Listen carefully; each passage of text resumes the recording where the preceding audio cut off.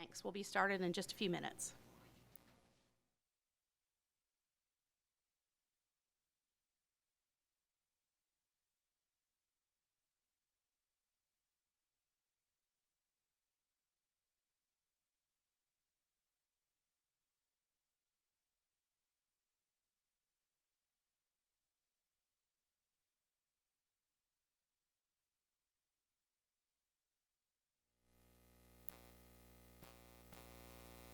Just another comment before we get started.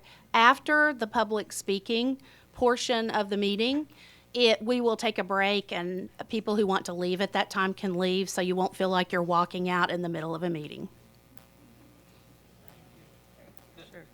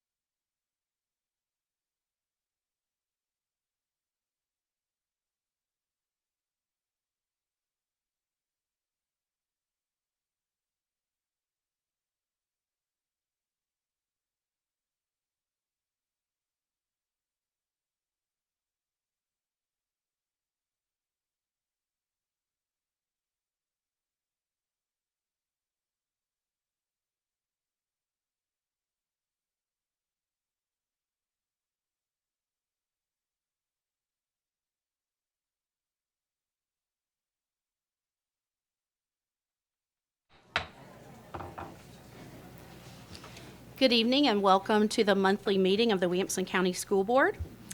Our board members, your attendance has been recorded by Mr. Brian King prior to the start of this meeting.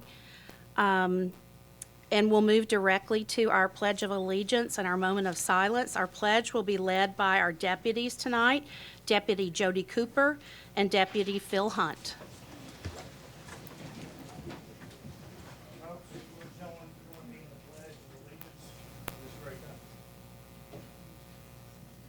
Pledge allegiance to the flag of the United States of America and to the republic for which it stands, one nation under God, indivisible, with liberty and justice for all.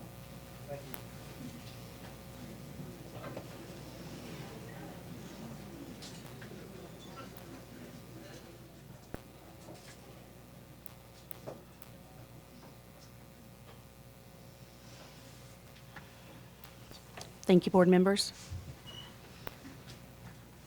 We'll now move to the next agenda item, which is items of particular public interest, the public comment portion of our meeting. We do have tonight 35 speakers. Everyone will get 1 minute. We ask that you quickly move to the podium as your name is called and begin speaking. Mr. Hall, the vice chair of the board, who's on the end here, Casey, if you'll raise your hand. He is the timekeeper. He will give you a warning, and then he will call time. Let me read board policy about public comment. 30 minutes will be placed on the agenda for the chair to recognize individuals and to make comments.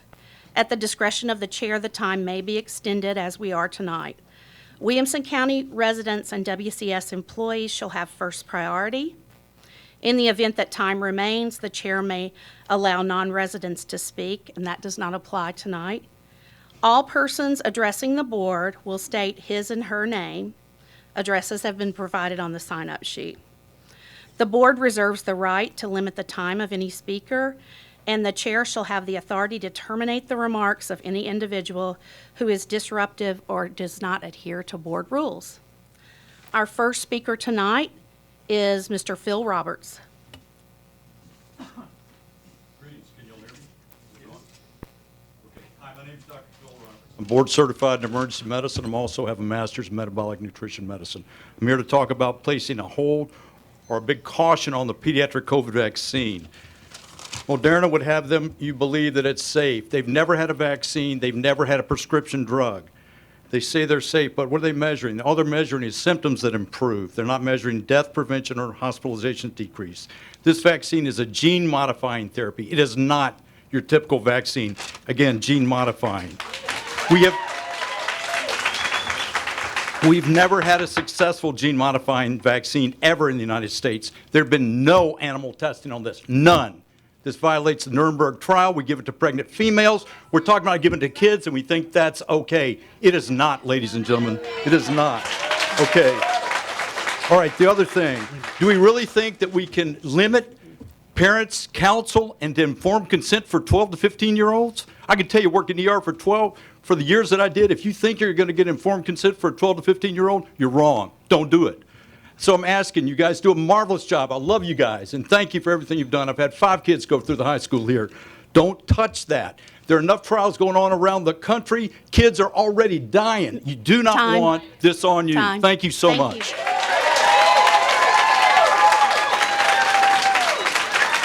Audience members, please hold your applause during each speaker. I'm going to call up 2 people at a time from now on. The next person will be speaking, and the next person will be on deck to speak. Our next speaker is Robert Lewis, followed by Jeff Stewart. Thanks, Board. My name is Robert Lewis. I am far less credentialed than the previous speaker, but just want to thank you for the effort that you all have put in over this previous working session, working with Fostering Healthy Solutions. Y'all are here. We are all here because we care about the education of our children. Key component of education is being willing to listen and learn and consider that there's something that we might not know, that our experience hasn't yet taught us, that we still have something left to learn. So I'm super appreciative of y'all's effort with Fostering Healthy Solutions and hope that y'all would continue that into the next session. I know June's a big time of discussion for that. It's deeply important to me and my family. I'm so appreciative of the work that y'all have put in thus far, and just ask that that would be continued, that there would be the same care and concern given to our students in that area. Thank you for your work and your service. Appreciate it. Jeff Stewart. Thank you. I just want to start by making clear my belief that every parent here agrees that racism is evil. We may disagree on how to deal with it, but I don't think any of us thinks racism is acceptable. I think there are some specific incidents that some of our kids have reported that may cause some disagreement as to whether or not those incidents represent racism, but some of them are really clear, and I don't think anyone here would condone them. I also think we all agree that it's a responsibility of parents and families to teach kids how to treat one another, to teach them how to love their neighbor, to treat everyone with kindness and dignity, and to speak up when a peer says something hateful to another child. We all expect our teachers to do everything they can to keep our kids safe while they're at school. I imagine we all agree that includes keeping them safe from abuse at the hands of other students, whether it be physical or psychological abuse. And I'm certain we all believe it includes ensuring that the teachers themselves are not harming our kids, whether intentionally or not. I do not expect our teachers to teach morality to my children or to anyone else's children. But just as I would want faculty and staff to deal with one kid punching another kid at school, I want them to deal with racism when they encounter it. This is not easy, which is why I'm so thankful that you have decided to hire experts. Thank you. Thank you. Again, would ask the members of the audience to please keep your claps and comments. Please don't do that during the time that someone is speaking. Thank you. Thank you. Next up, we have Ravita Raman, and I apologize if I get the next name incorrect. Tajee Hai? Tajee, I'm sorry. First up is Ravita Raman. Hello and welcome back. I'm Ravita Rahman, 300 Shadow Creek Drive, and I'm speaking here today in support of FHS. On this day in 1954, our country faced racism and people fighting against equality during Brown versus Board of Education Supreme Court decision. And here we are fighting that same racism again 67 years later. If your child has never experienced racism at school, that's good for you. That does not mean that it does not exist, and it does not occur daily for some students. Our students have the right to have a safe learning environment too. I'm not as concerned about what the name is given to it. I'm more concerned with the action taken to ensure that other children aren't tormenting our kids based on race, sexuality, or a host of other things. If you are not empathetic on how to solve this crisis, please stop trying to prevent action. Racist acts are occurring constantly. I heard from a Williamson County family whose biracial child emailed a friend that she could not continue to take the torment of a white student telling her she did not belong at that school because she was black. She told her friend she wanted to kill herself and if this continues. We have to do something about this. The time to act is now. So I applaud the school board for your 100% unanimous support of the D&I consultant and ask you to continue supporting equality. Thank you. Tajee Hai. Hi, my name is Tajee Hai. I live at 1577 Red Oak Lane in Brentwood. Thank you for prioritizing the school district's learning as it relates to diversity, inclusion, and equity. By the numbers, Williamson County District should have high pride in its high-achieving students. However, by the numbers, some students are being left behind. Black and brown students and those that are economically disadvantaged are disproportionately represented in the numbers of students punished within our school with out-of-school and in-school suspensions, and likely other disciplinary measures. However, those same students are underrepresented in those that are selected for opportunities to get into gifted programs and programs of higher academic excellence. The selection process for these programs is not transparent and it's not consistently objective. My personal experience with that process has been less than positive. Bias exists. We all have them. It exists in the way our administrators make decisions. It exists in the way our teachers present material to students. Bias is what allowed my child to bring home an assignment in commerce that linked a picture of a black student to the term scarcity, and for the school administrator to respond that in other parts of the world things are scarce. He could not appreciate that his bias indicated stereotypes that he held, and nothing in the picture had anything to do with the lesson that was being taught.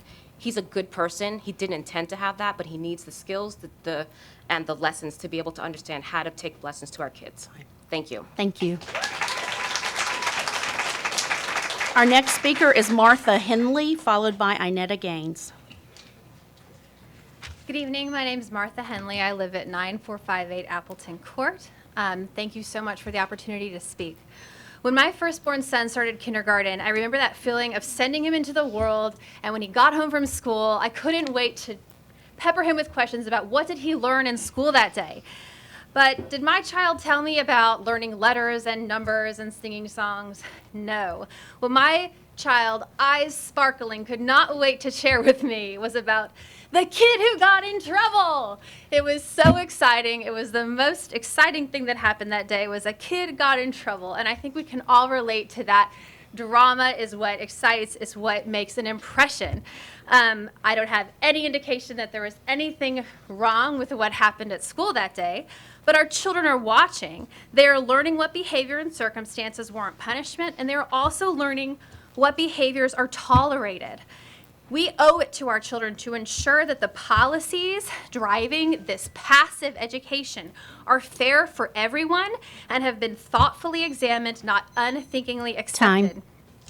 Thank you very much. Inetta Gaines. Good evening, Superintendent Golden and school board members. My name is Inetta Gaines. My student began at Franklin High this year, and yet she had to transition to online due to COVID-19. She has some issues. She had to be in the building for the Tennessee Ready test, and when I dropped her off at school, I immediately get a call, and she's upset, saying she's tired of it and she's going to the office. What she was referring to was a certain young man on social media continuing to bully her. She spoke with us, and we called the principal. She went straight to the principal, and I will tell you who it is because I'm very proud of him this evening. It's Principal Pantal at Franklin High School. So when we picked her up, she was pretty happy that he had talked to her. When I went in, he was in a meeting, and it was a very important meeting. It was with Homeland Security, yet he came out and talked to us and gave my student the courage to realize that something was done. And so what I want to do is just commend him for that. And of course, the school policy says that he could not state what was done, but he told my student that if a young man ever said anything to her for the rest of her time at Franklin High, he wanted to know immediately. And this is how you deal with bullying. It can be done. There are consequences. So thank you, Principal Pantal. Next up is John Paul Basham, followed by Chelsea Gilbert.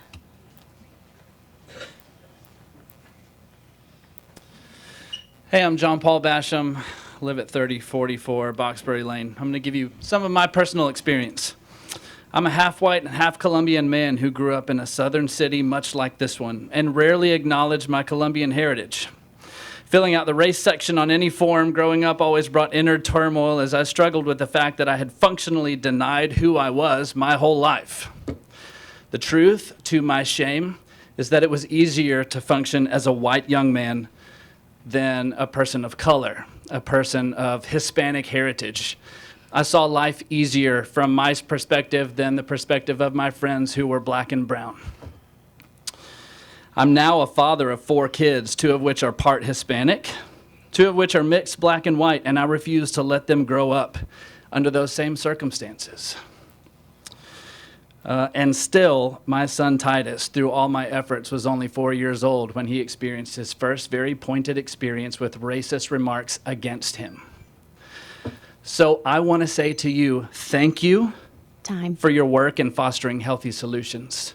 Your work gives parents like me hope that there are better days ahead. Chelsea Gilbert. Hello, Board and Superintendent Golden. I'm Chelsea Gilbert in Franklin. I have 4 kids in the system, 1 middle schooler, and 3 elementary kids at Clovercroft, and Brad Fiskus is our representative. Hi, Brad. With the shortness of time, I want to draw attention to a recent concern. Dr. Michelle Fiskus, Medical Director, Tennessee Vaccine, Preventable Diseases and Immunization Authority over all of our children, has emailed local vaccinating partners to let them know that there will be possibly some exceptions to acquiring the necessary parental consent in order to pre-exist vaccinating some children. I will read from her letter. The mature minor doctrine in Tennessee permits healthcare providers to treat certain minors without parental consent according to the rule of 7s. Under the age of 7, there is no capacity, skipping ahead. Between the ages of 7 and 14, there is a rebuttal presumption that there is no capacity, and a physician generally should get parental consent. Between the ages of 14 and 18, there is a rebuttal presumption of capacity, and the physician may treat without parental consent. I ask the board to investigate Michelle Fiskus. I ask her to step down. Thank you. Our next speaker is Lee Cook, followed by Jay Halterman. I believe that's Jenny Halterman.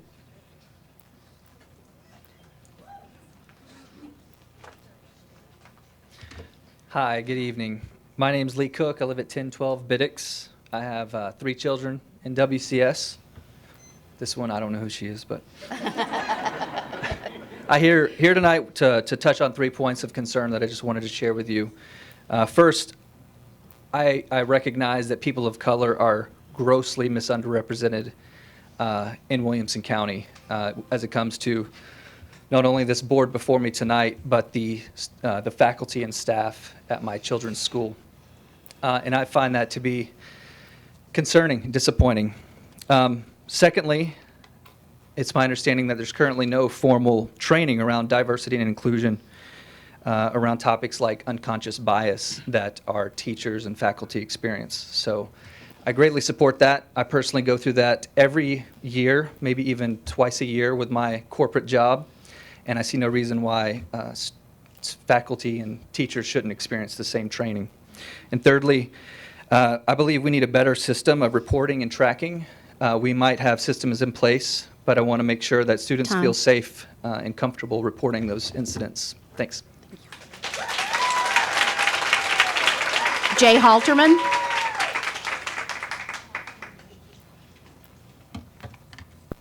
Hi there. I'm calling for all COVID policies to end and never return.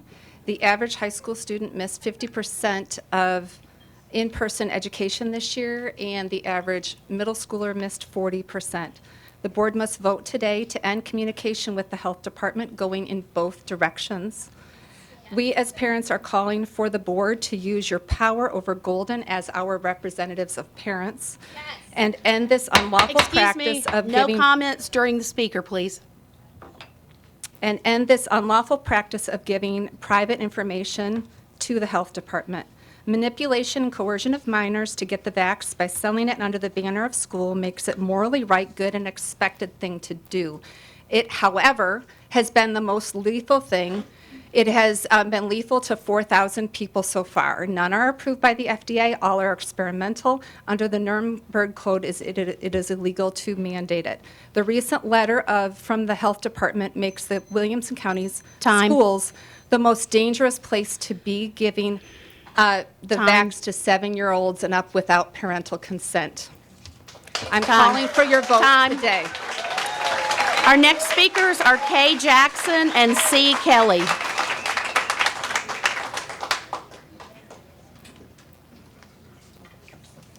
Hi, my name is Kristen, and I live in Nolansville. I have 2 children a 5th grader and a 7th grader that I removed from Williamson County Schools this past year to homeschool. I would like to send them back this next year.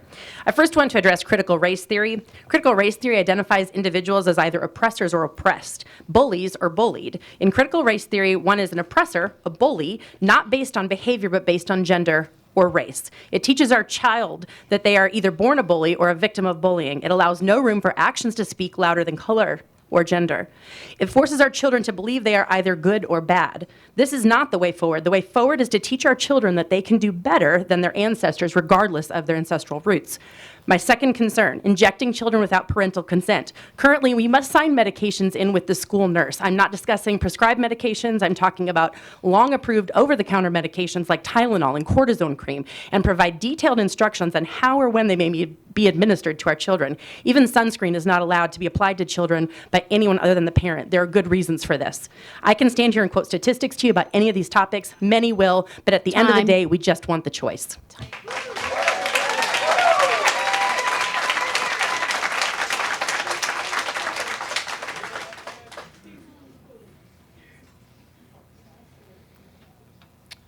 Hi, my name is Serena Kelly. I'd like to talk about the critical race theory and the fostering healthy solutions. I'm proud to be teaching in a time when equity and access is not just acknowledged, but it's prioritized. The integration of uniqueness into a society only serves to make that culture stronger. To turn it away forsakes the growth and enrichment of the society itself. Non-inclusion, anywhere it is found, acts to the detriment of the society of which it proclaims to serve.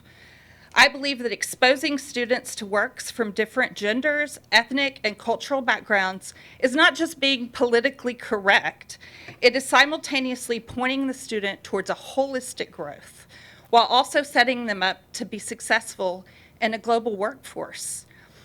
I moved here with my family from Australia 4 years ago. My children are very capable of understanding that 2 things can be true at the same time. We can be an imperfect country and still be a great country. Time. Thank you. Our next 2 speakers are Dustin Kokhtar and Kay James.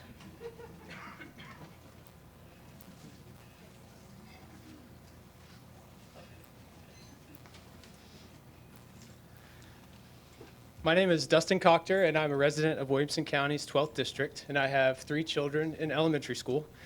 Thank you for the unanimous decision to hire Fostering Healthy Solutions to provide some much-needed assistance and guidance to help make our schools safer and more welcoming for everyone. You put your reputations and positions on this board at risk, and you opened yourselves up to all sorts of harassment and hate. Please stay the course and continue to support the work of Fostering Healthy Solutions. As a parent of Black children, I know that talking about race can be complicated and messy, but it's critical work for all of us. And for my fellow white people, I recognize the discomfort you feel about this, but we can move through it, beyond the discomfort and past the shame and guilt that you may feel for being white. If left unattended for too long, white guilt can become the best friend of white supremacy. So we must listen and learn. Excuse me. Deputies. I'm asking everyone in the audience to show the respect that you would like to be shown or you have been shown when you have spoken, please. Please continue, sir. Thank you. So we must listen, learn, and act and do what's right. Our schools should be inclusive environments where the humanity and dignity of our children is not up for discussion or debate, and they should also be places where our children can see people who look like them as teachers and administrators. For the students who are hurting or feel powerless, we hear you and we support you. Thank you. Kay James.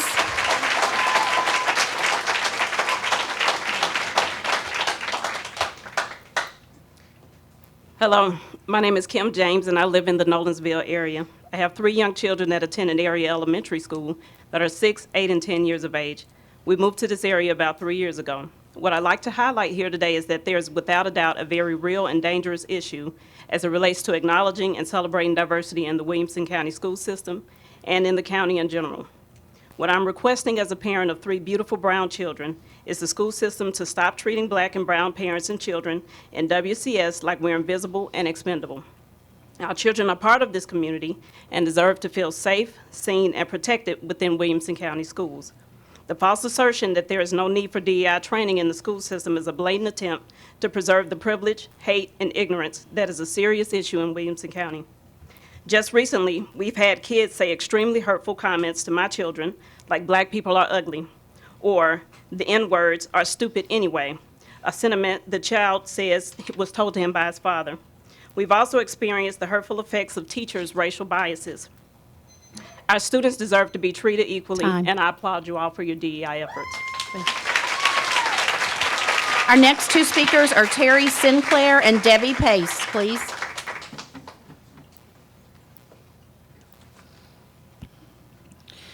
At the work session Thursday, it was stated that there are only 244 cases of COVID, with no stipulation made as to how many of those are asymptomatic, and that was countywide. There's 32 schools with 0 cases, 15 schools with 1 to 2 cases, and 3 have more than 2. Does the continued enforcement of mask wearing provide any benefit that outweighs the negative and unintended consequences? I'm here to ask you to make masks optional, effective immediately instead of waiting till Friday. Set free our students' radiant smiles. Let them light up our schools with their happy faces.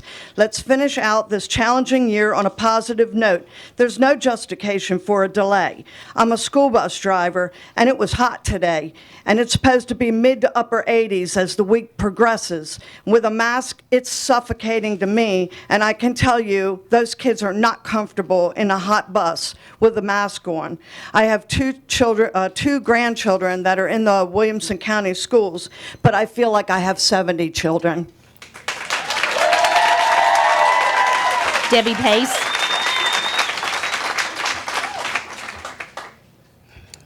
My name is Debbie Pace.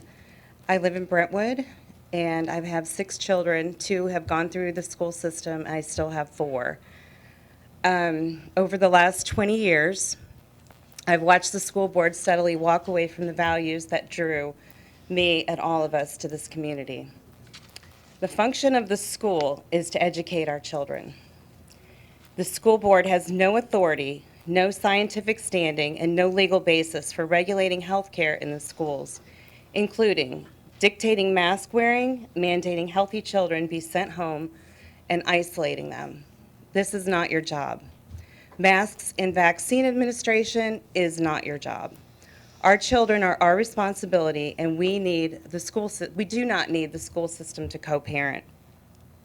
We are demanding that you do the right thing, because if you think this is going to go away, and we are going quietly to comply and sit by to watch your blatant disregard of our rights as parents, you are sorely mistaken. Our next 2 speakers are David Holliday and Dawn Ann Ritter. Mr. Holliday?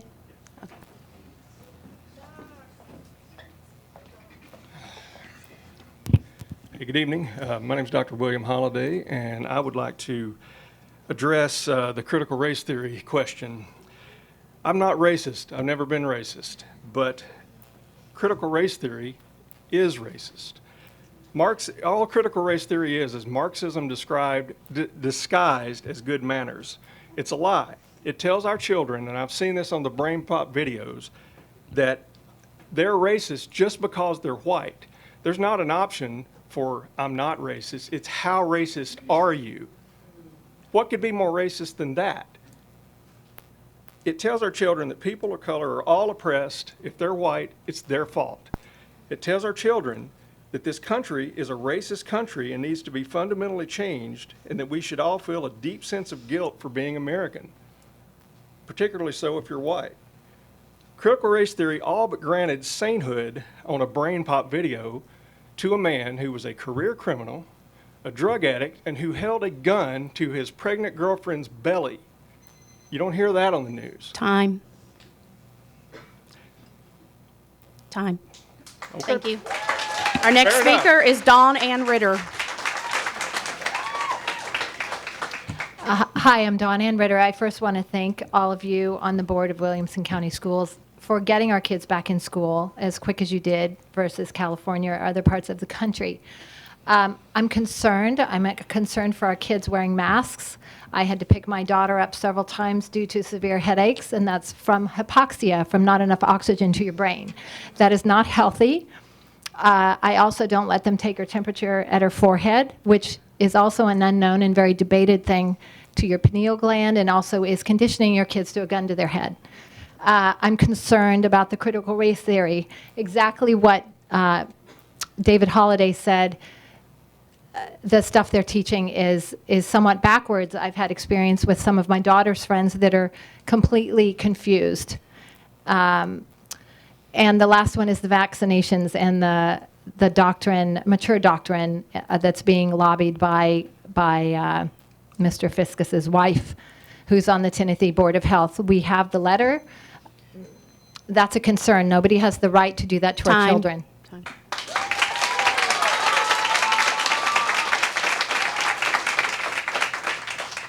Jim Becknell, I believe, and Marisa Diplock.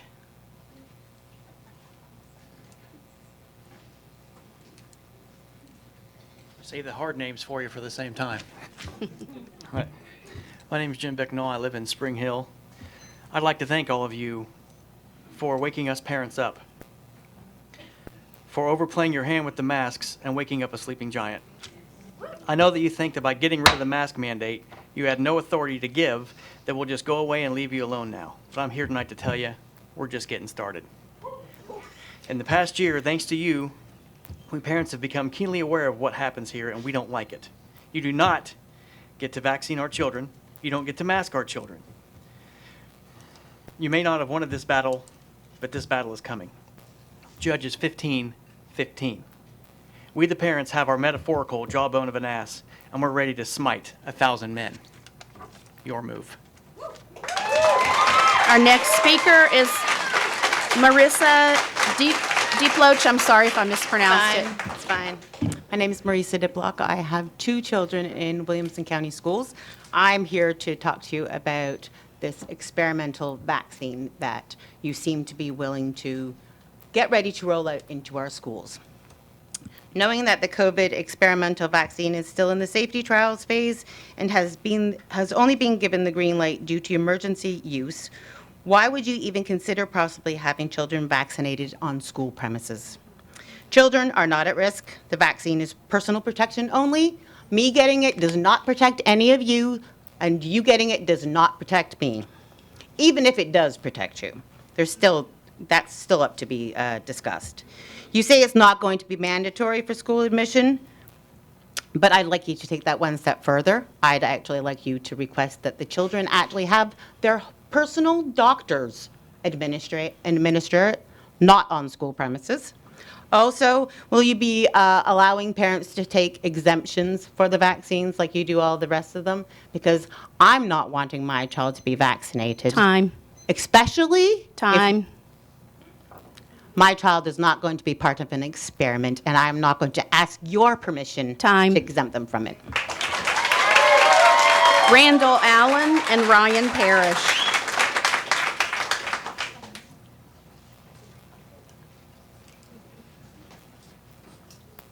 Thank you for your time, board. My name is Randall Allen. I've got 2 boys that will be in Indy in a couple of months.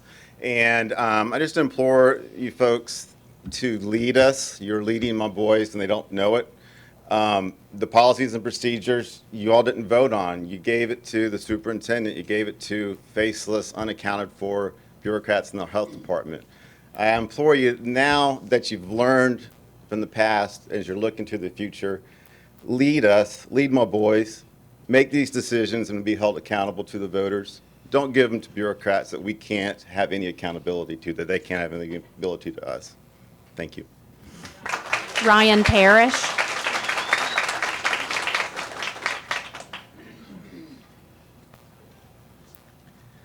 Hello, my name is Ryan Parrish, and I live in Franklin. I grew up being taught that all people are created equal and to love my neighbor as myself. But I often ask myself, if that's really what I believe, why is it that I found myself instinctively locking my car doors when I see a black person standing on a street corner? Why is it that I felt obliged to smile and nod my head when walking by, as if to prove that I'm really not racist? Why is it the person that I am in these little harmless moments is so much different than the person I want to be? As much as it embarrasses me to find myself perpetuating these little inequities, I can't even begin to imagine what it feels like to be on the other side of them. The looks of suspicion, the superficial smiles, the little changes in body language and posture. Nobody, least of all our children, should have to live like that. Racism hurts us all. My biggest fear isn't that my children will grow up to be white supremacists. My biggest fear is that they'll end up like me, where the person they are in those little moments doesn't line up with the person they want to be. Education, honest conversations, and learning about our biases and blind spots may not solve everything, but it's a step, and it's a step in the right direction. Time. So thank you. Our next two speakers are E. Miller and Stephanie Zeiger. E. Miller, Stephanie Zeiger.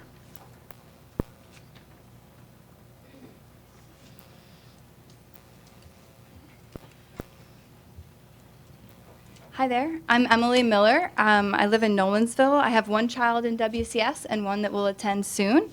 First, I just wanted to say thank you to the board. Thank you for your hard work in all areas of our education, and thank you so much for hiring FHS, a qualified third party to help us have difficult conversations and make our schools better. Just wanted to say that as a white mom of white children, this still matters to me, because why wouldn't it? It matters to me that students of color are encouraged to equally take advanced and AP courses, that they're equally disciplined for the same infractions, that they have a safe and comfortable place to report racist incidents that happen to them, and then that those incidents are tracked in an accurate way within our district. I just want to say, please keep up the good work that you're doing, and thank you. Stephanie Zeiger.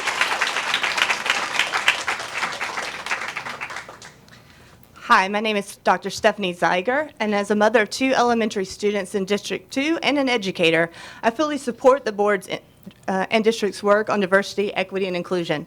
Understanding the diversity of our student body is important to develop a community of respect within our schools that does not emphasize a single perspective, but embraces multiple perspectives, whether from books, conversations, assignments, or interactions with one another in the classroom or on the fields. Diversity, equity, and inclusion work matters.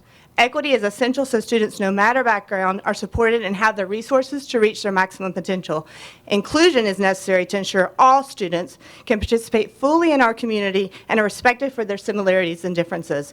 Diversity, equity, and inclusion work matters. From our youngest kindergartners beginning to learn who they are in our school community, to our seniors that will hopefully be empowered global citizens, our students do not need to leave a part of who they are at the door when entering our schools or be excluded due to their socioeconomic status, race, sexual identity, or neurodiversity. I implore the board and district to continue this important DEI work, and I'm eager to support you as you move forward. Shanna Lively, followed by Erin Newman, please.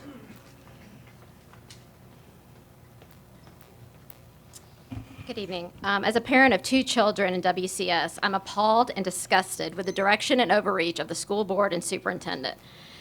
Schools are for academics, athletics, and arts. I do not send my child to be given values, a vaccine, or be indoctrinated to not only what to think, but how to think.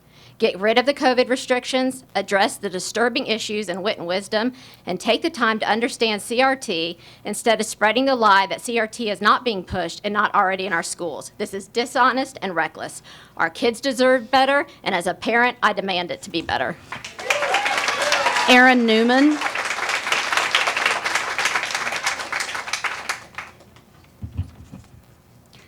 Good evening, and thank you for opening this up for all of us to speak. I'm Erin. I'm from Nolensville.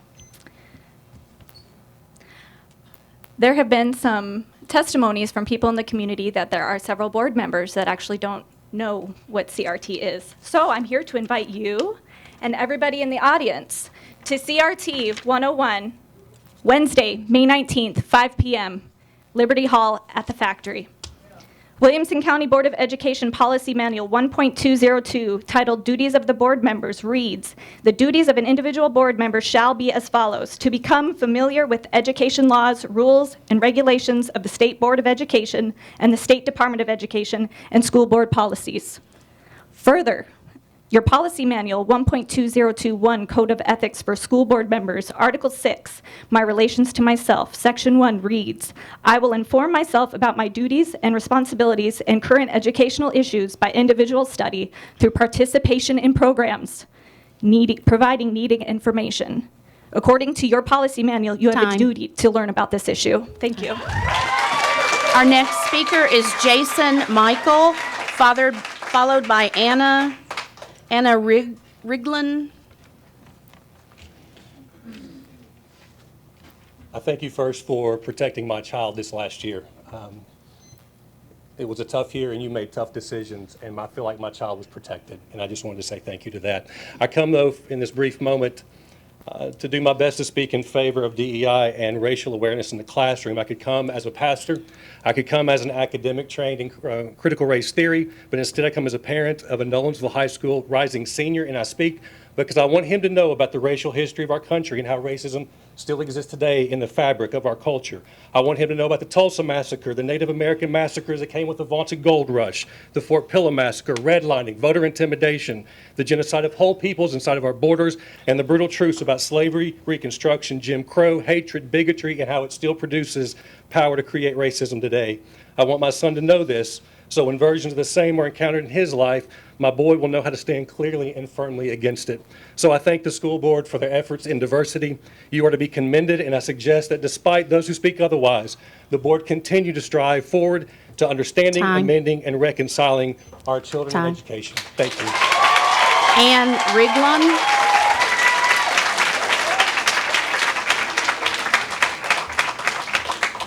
Good evening. Thank you for allowing us to speak and express our concerns. My name is Ann Rigdon, 3408 Redmond Hill, Nolensville, the parent of 3 children in Williamson County schools, 1 in each level, elementary, middle, and high school.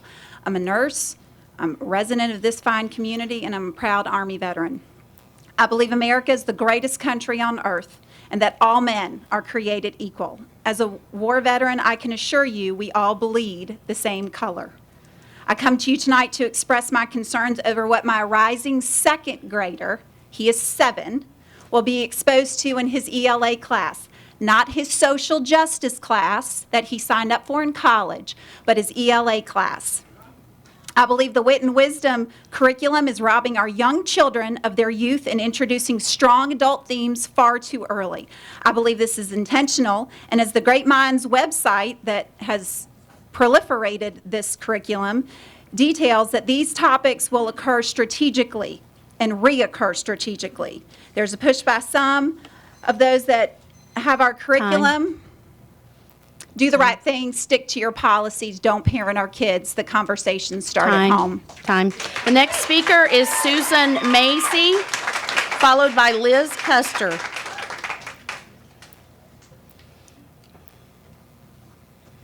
My name is Susan Macey, and I live in District 6 in Brentwood. I'm here tonight to voice my opposition to bringing fostering healthy solutions into our schools.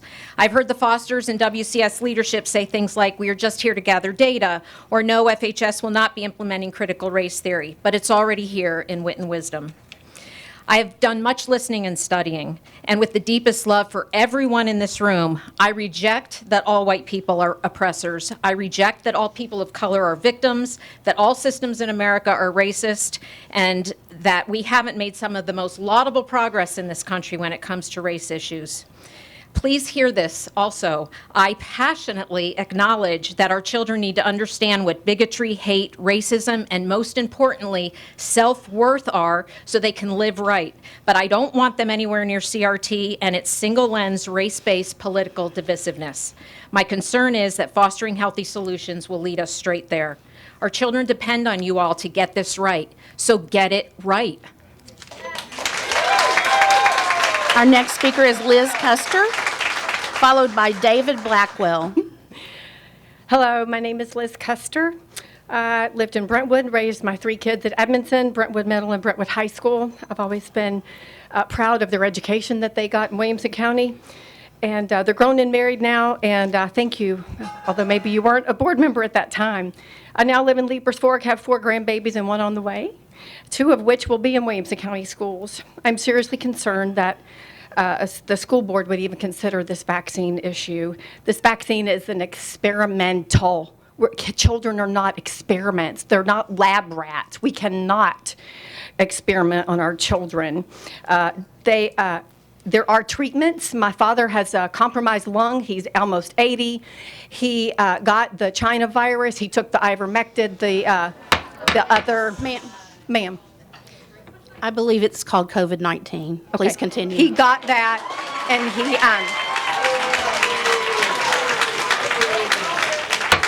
She needs to continue, please. Everyone, be quiet. We're almost done. Thank you. Thank you. And he took ivermectin, vitamin D, zinc. He's fine. There are treatments for this disease that are not being publicized, but they're out there and they're very effective. So he's fine. He lived right through it. So Dr. Robertson is correct. He has the experience that my father has that backs up the data. This is an experiment and it has no place in our school system. Thank you. Our next speaker is David Blackwell. Yeah, I'm a nurse of 22 years. I'm also a case manager. With regards to what our schools here in Williamson County are teaching, my son went off to the University of Tennessee to study medicine, and he said he was in no way, shape, or form prepared for University of Tennessee when he left Centennial High School. So on that, with regards to the masks don't work. That's been published science on the CDC website for years. We called it the mask of shame when HCA, a corporate for-profit hospital system, demanded that we wear those if we didn't take the flu shot. This is all about a coercion campaign.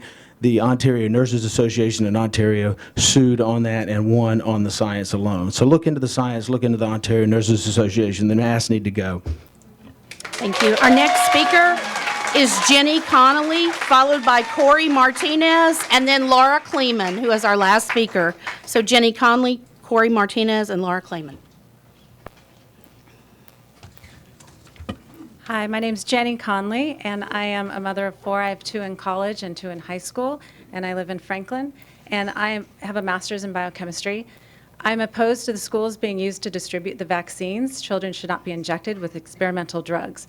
COVID's not a threat to our children. I went to the CDC's website today and I looked. All deaths from all causes from last year, 43,258. The deaths from COVID were 287. That's 0.7%. The suicides from kids ages 10 to 14 was 596. It was almost 3 times. The mental health risk is much greater than the death from COVID. So I'm also taught math in high school before I moved here, and so I'm going to give you some numbers as well. Adverse events, I went on the CDC website today. In 2021, there were these are deaths, 3,726. The past 20 years, this is from the Vaccine Adverse Event Reporting System, the past 20 years there were 3,995. Time. Okay, so Thank you. there are as many deaths in the past Thank you. Just these few months as the past 20 years. Our next speaker is Corey Martinez. Hello, Corey Martinez here. Fresh top of the year from Los Angeles. Wonderful to be here with all of you. So we have a pretty good understanding of what overreach is. And I came up here to really address the mask issue, but after hearing everybody speak, honestly, it's more of a common sense issue as far as defining the line between parenting and school board or schooling education rather.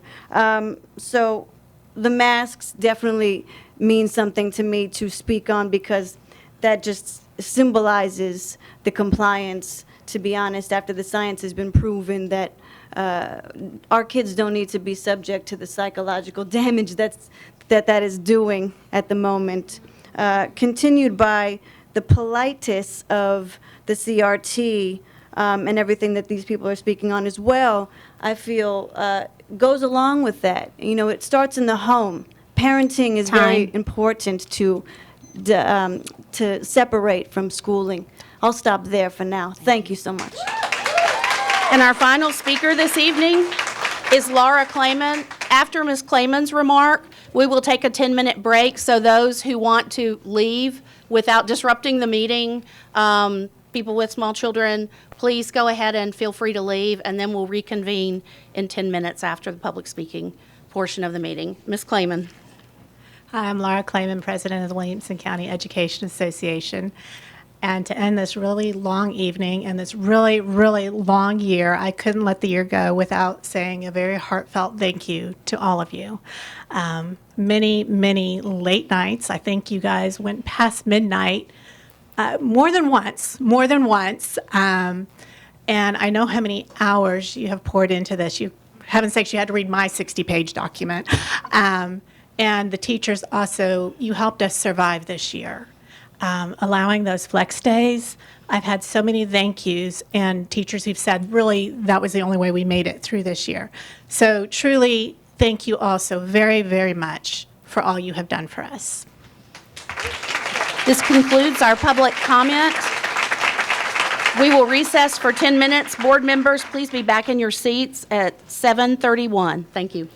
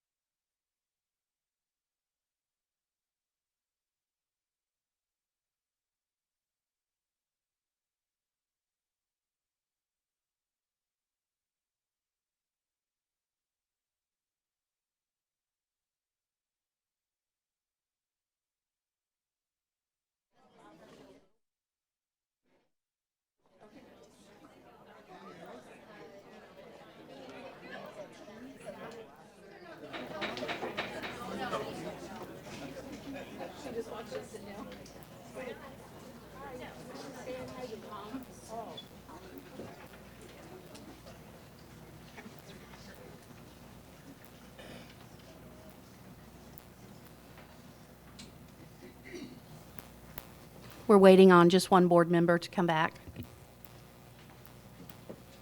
Two? Oh. Oh.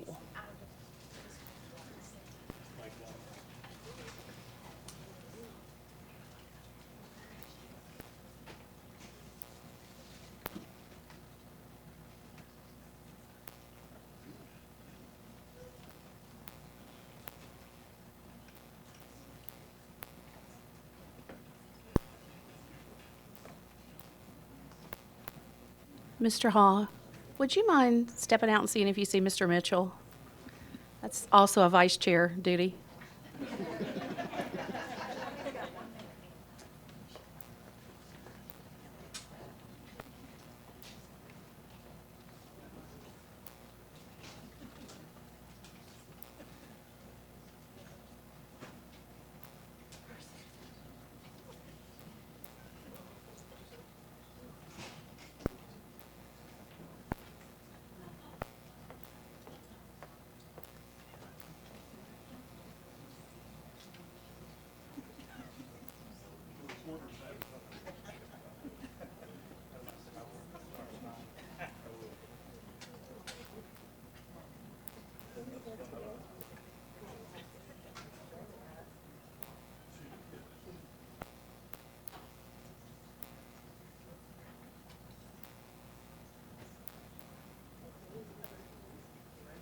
I believe I see him.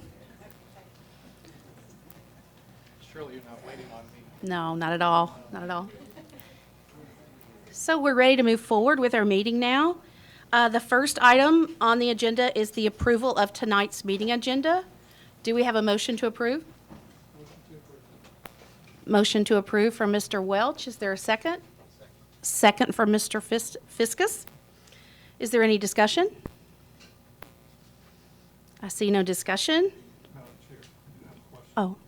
Are we using these devices tonight? Yes. Okay, thank you. Thank you. Thank you for asking, Mr. Wimberly. And his microphone is not on. If you would just mention the question that was asked. The question that was asked was if we are using our voting devices tonight, and we are. Okay, if there's no further discussion, we will move to a vote to approve tonight's agenda.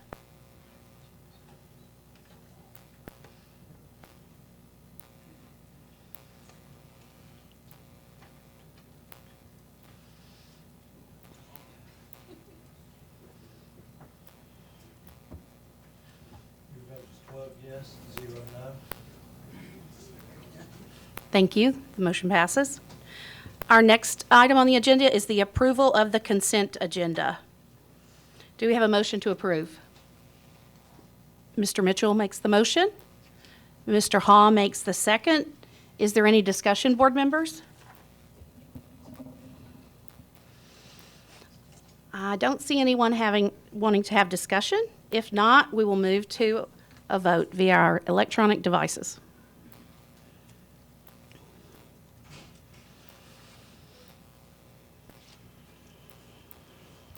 Your vote is 12 yes, 0 no.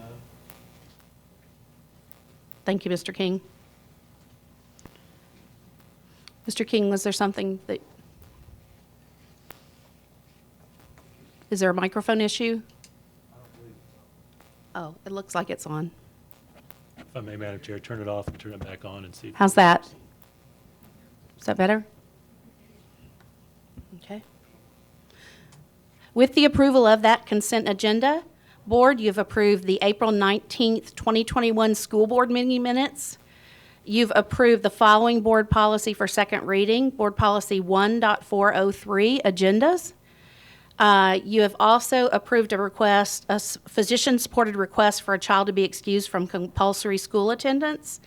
And you've also approved the following tongue twister, approval of E-Plan applications and budgets for FY 2021-22, 142 school federal projects to include ESEA grants, Title 1A, 1 delinquent, 1 neglected, Title IIA, Title IIIA, 4, IDEA, Part B, IDEA preschool grants, IDEA Partnership for Systemic Change, K-12 and Carl Perkins grant with superintendent authorizations.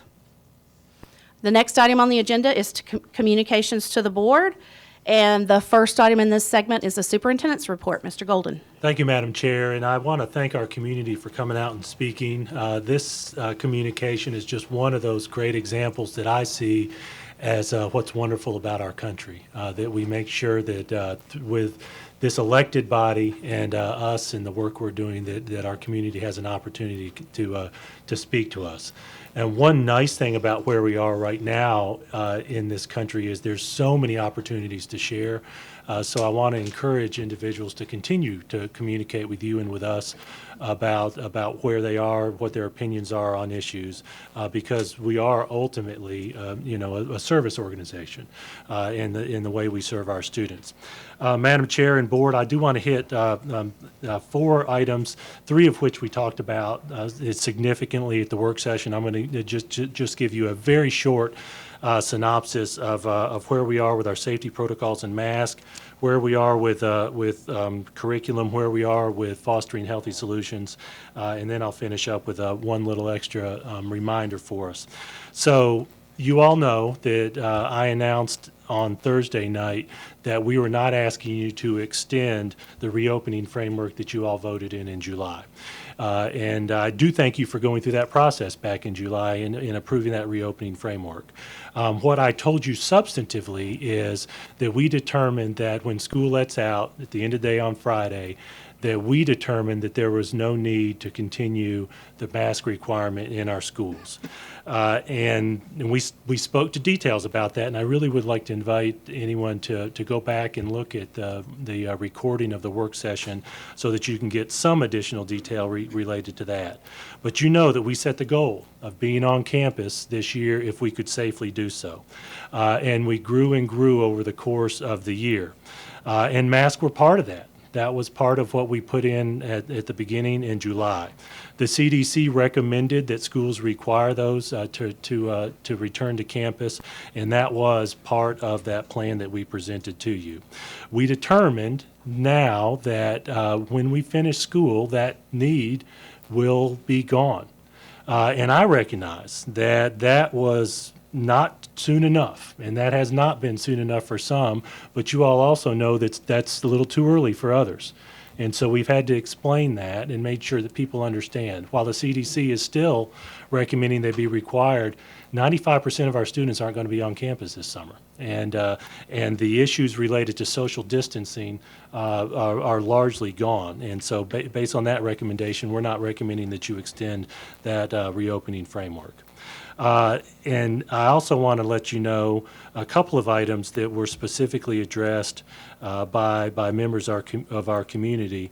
Number one, we are not administering a vaccine to any of our students. We did send a survey out. Members of the health department asked us if we had any interest in providing the vaccine to students, so we surveyed our families.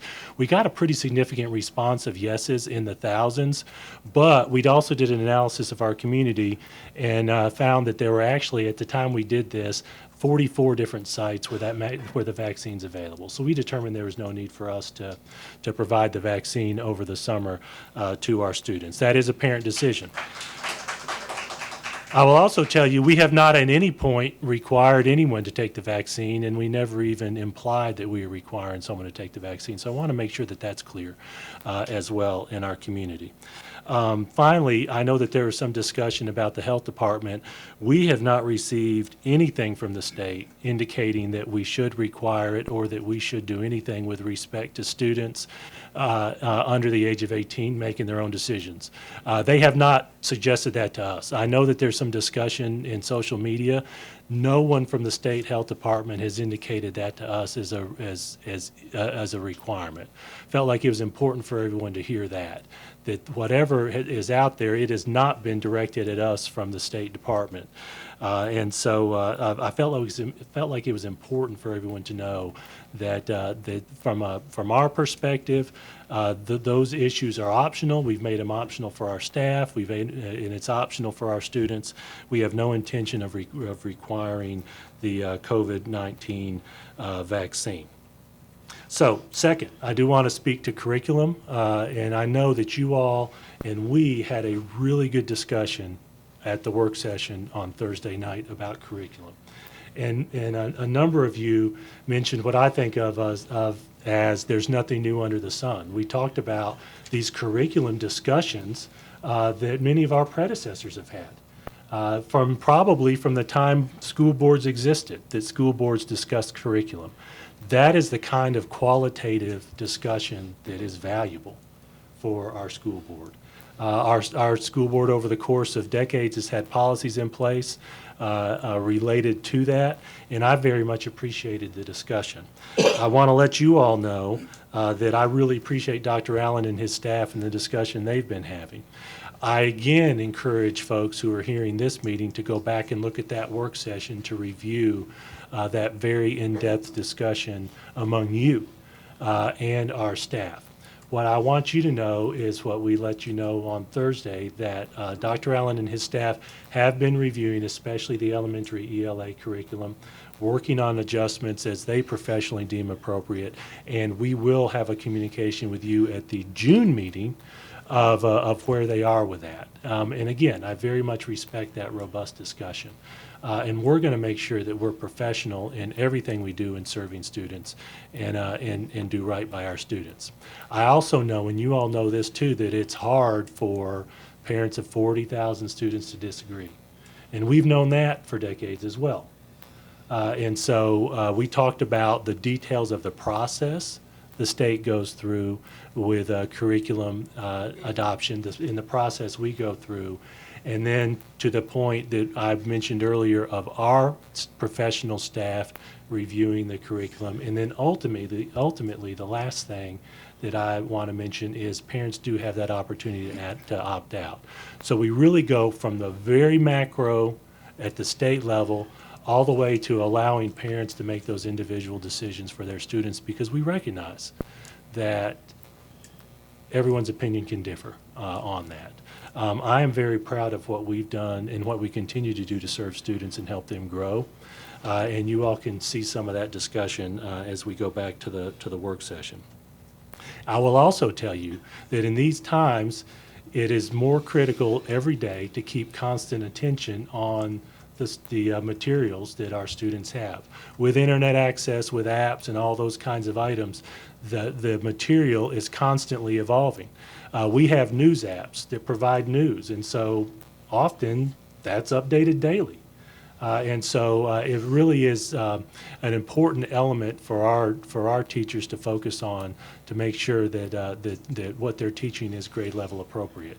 And we have a really good professional staff that monitors that and keeps an eye on that. So again, go back and check that discussion among the board. Be looking forward to a discussion in June about where we are in reviewing that first year of the statewide ELA adoption.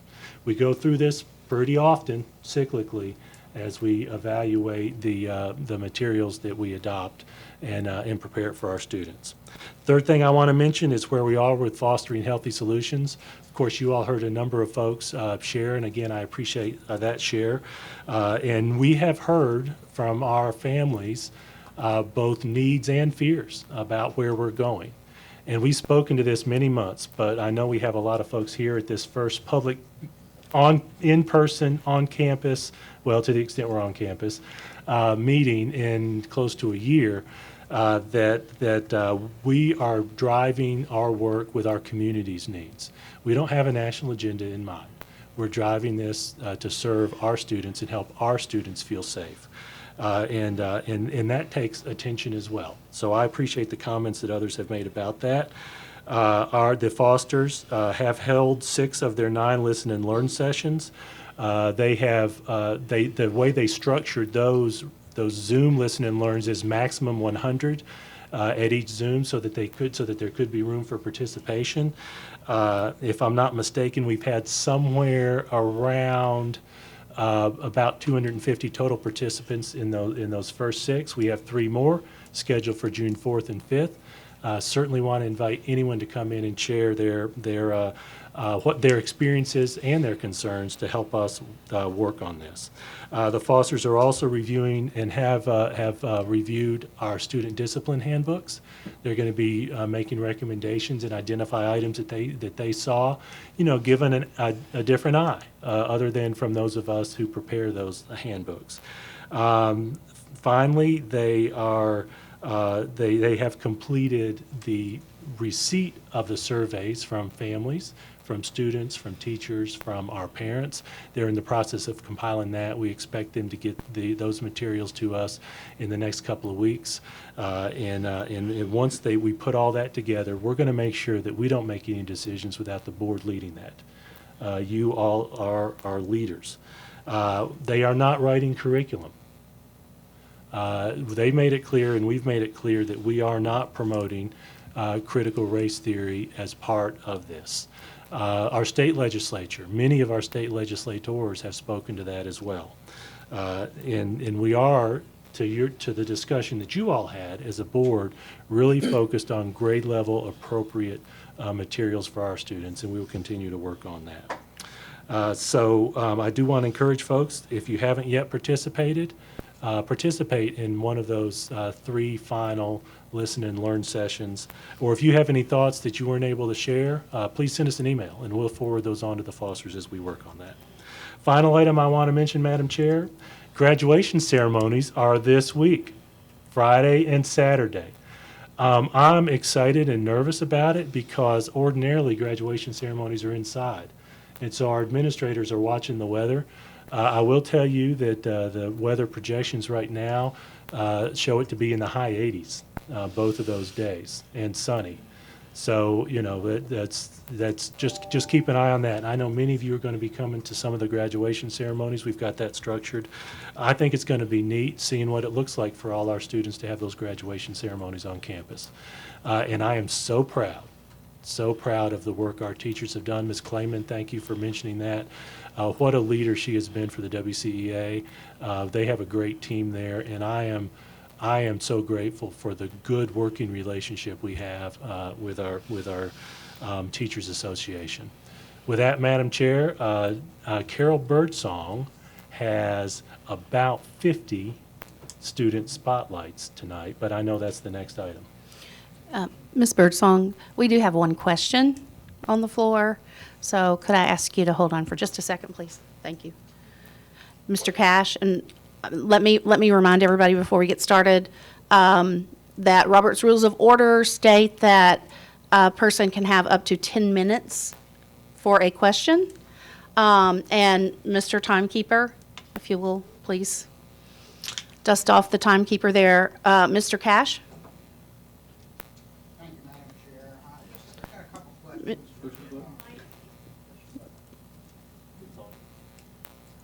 I got you on, Dan. There you go.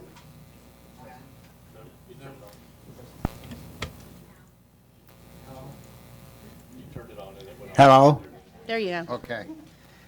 Thank you, Madam Chair. I've got a couple questions for Jason. They shouldn't take too long. Jason, on the curriculum, it's mentioned quite often and sent out in emails quite often about opting children out. How does that make these children feel? In my opinion, they're going to go into a place, another room with another book or whatever, and little fellas, in grade school, they're going to wonder why they're being punished before, they know even what the opting out is about. So I don't think that's, it helps. But I don't think that's anything that can help the situation out. Yeah, I appreciate that. The second question I had is with FHS, the surveys, and Are we going to be able to, as board members, read the surveys when they come back? So I would like Ms. Hall to answer that about the details of that. We gave numbers at the work session, so we have a few thousand of those from each of the respondents. And so, Ms. Hall, I know that question has been asked, if you would. Your mic is on. I'm listening. Vicki, I turned you on. You got me on? Okay, thank you. Mr. Cash, you will have the opportunity to look at the survey responses. There will be an aggregate, like an analysis that's provided to you. Also, the board can request all the raw data if that is something that you want. You will have the ability, though, to see every comment that was made on the surveys. All of that will be provided. Thank you. Next is Mr. Galbraith. Thank you, Madam Chair. Just a question for Jason. Well, first a comment just to the crowd. About half of y'all have already gone, but it was very good to see.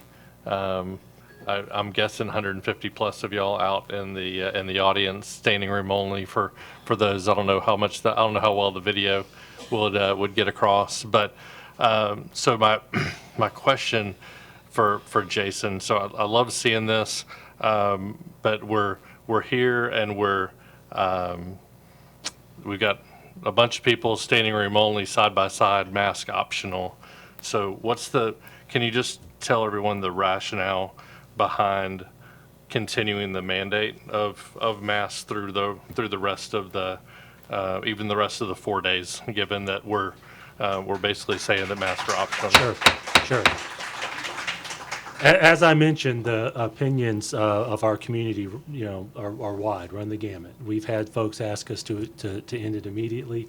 We've had others ask why we're not continuing it into the summer. So there are a number of reasons. We researched it. We have professionals working on every detail related to this. And as you may recall, I mentioned some big buckets when we spoke at the work session about this question. And so, number one, when we set our plan to be on campus, if we could safely do so, the board knew that part of that plan included mask required. And the heart of that was, if you all recall back to July, that we determined that it was important for us to follow the CDC and Health Department guidelines that we could feasibly follow. And we knew on the front end that we weren't going to be able to socially distance students. And so that was a big part of it.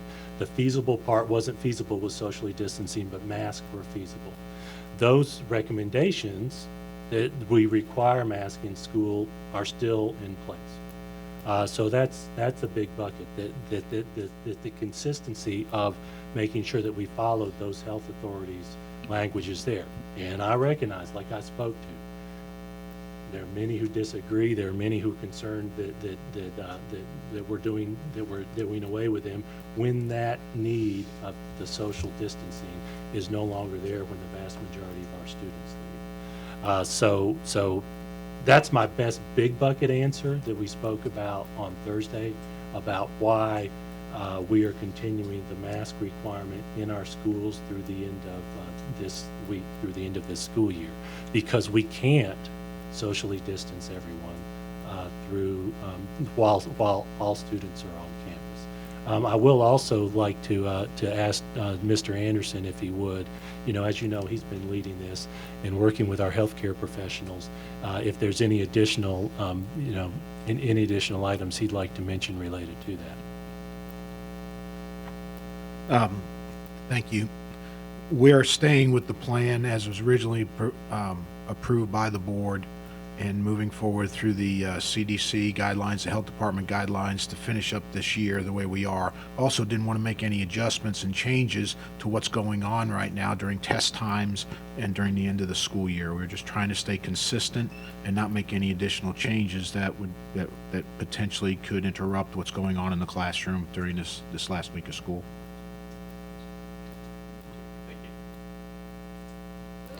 Mr. Excuse me.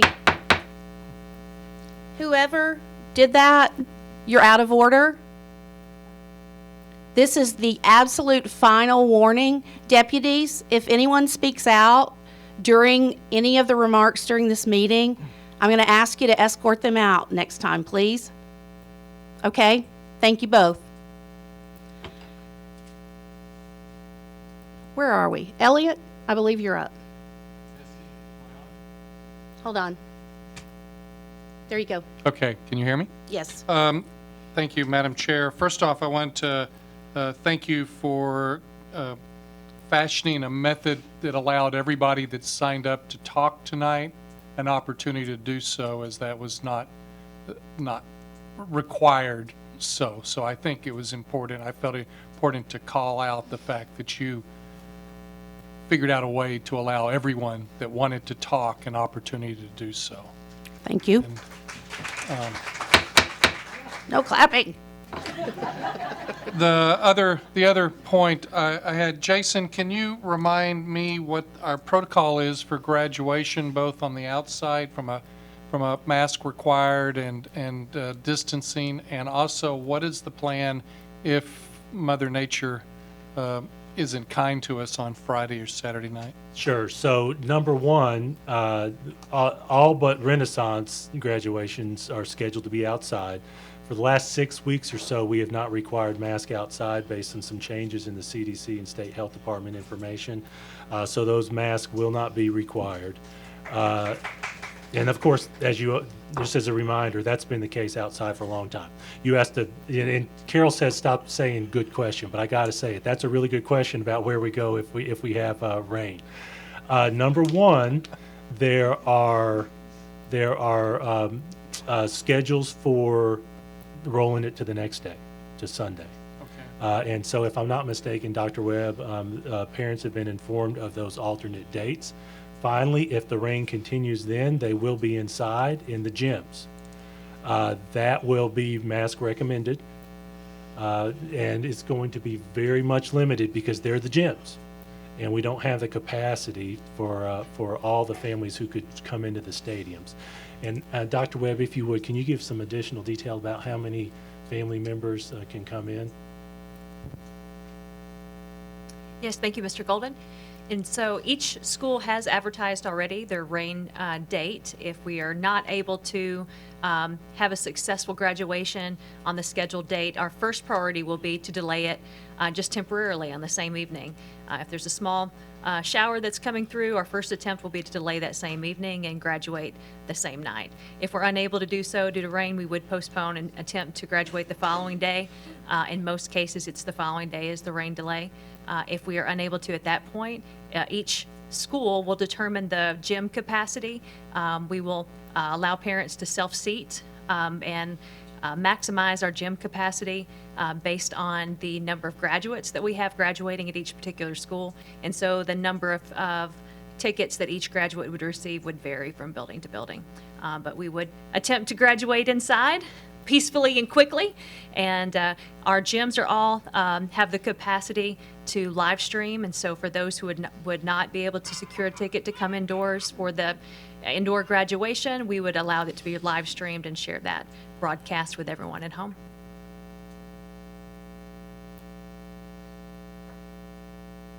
Thank you very much. Thank you. I see no other questions. Madam Chair, if I may, Sure. one additional thing since there are no questions. I want to mention something that I've been in denial about. Kevin Fortney, who is our Director of Facilities and Construction, is officially retiring at the end of this month. This will be the last time he is sitting up here to answer your questions. Now, one of the reasons I'm in denial is practical, that he has agreed to work on projects for us. So we're going through the state process of getting him approved to do some part-time work for us. But I do want to thank him. I haven't counted them yet, but Kevin is responsible for building about half of our schools. So if you would, please thank Kevin.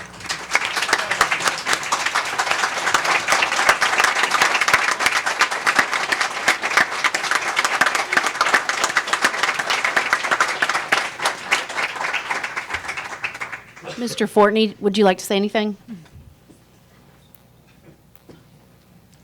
Your microphone is on. It's not working. There it goes. Thank you, Mr. Golden. I appreciate that. And thanks to all of you, too. 20-plus years ago, I came to work for the school district from the private sector. It's been the most rewarding experience I've ever had. I appreciate the opportunity that was provided, that has been provided, and I look forward to finishing up some other things before I finally call it final quits. To give you an idea of what we've been involved with, I've got a department of 4, and we managed to figure out how to get these buildings built on time with quality and within budget. In the time I've been here, I think we have 49 schools right now. I've touched one way or another 47 of them. So we've had a great time doing it.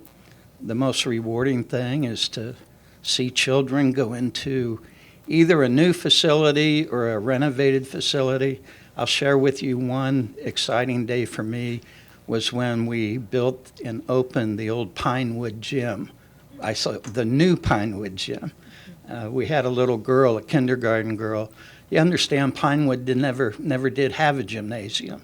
And to see the smiles on some little tykes' faces was probably the most rewarding that I've had. So thank all of you, and we'll go on down the road.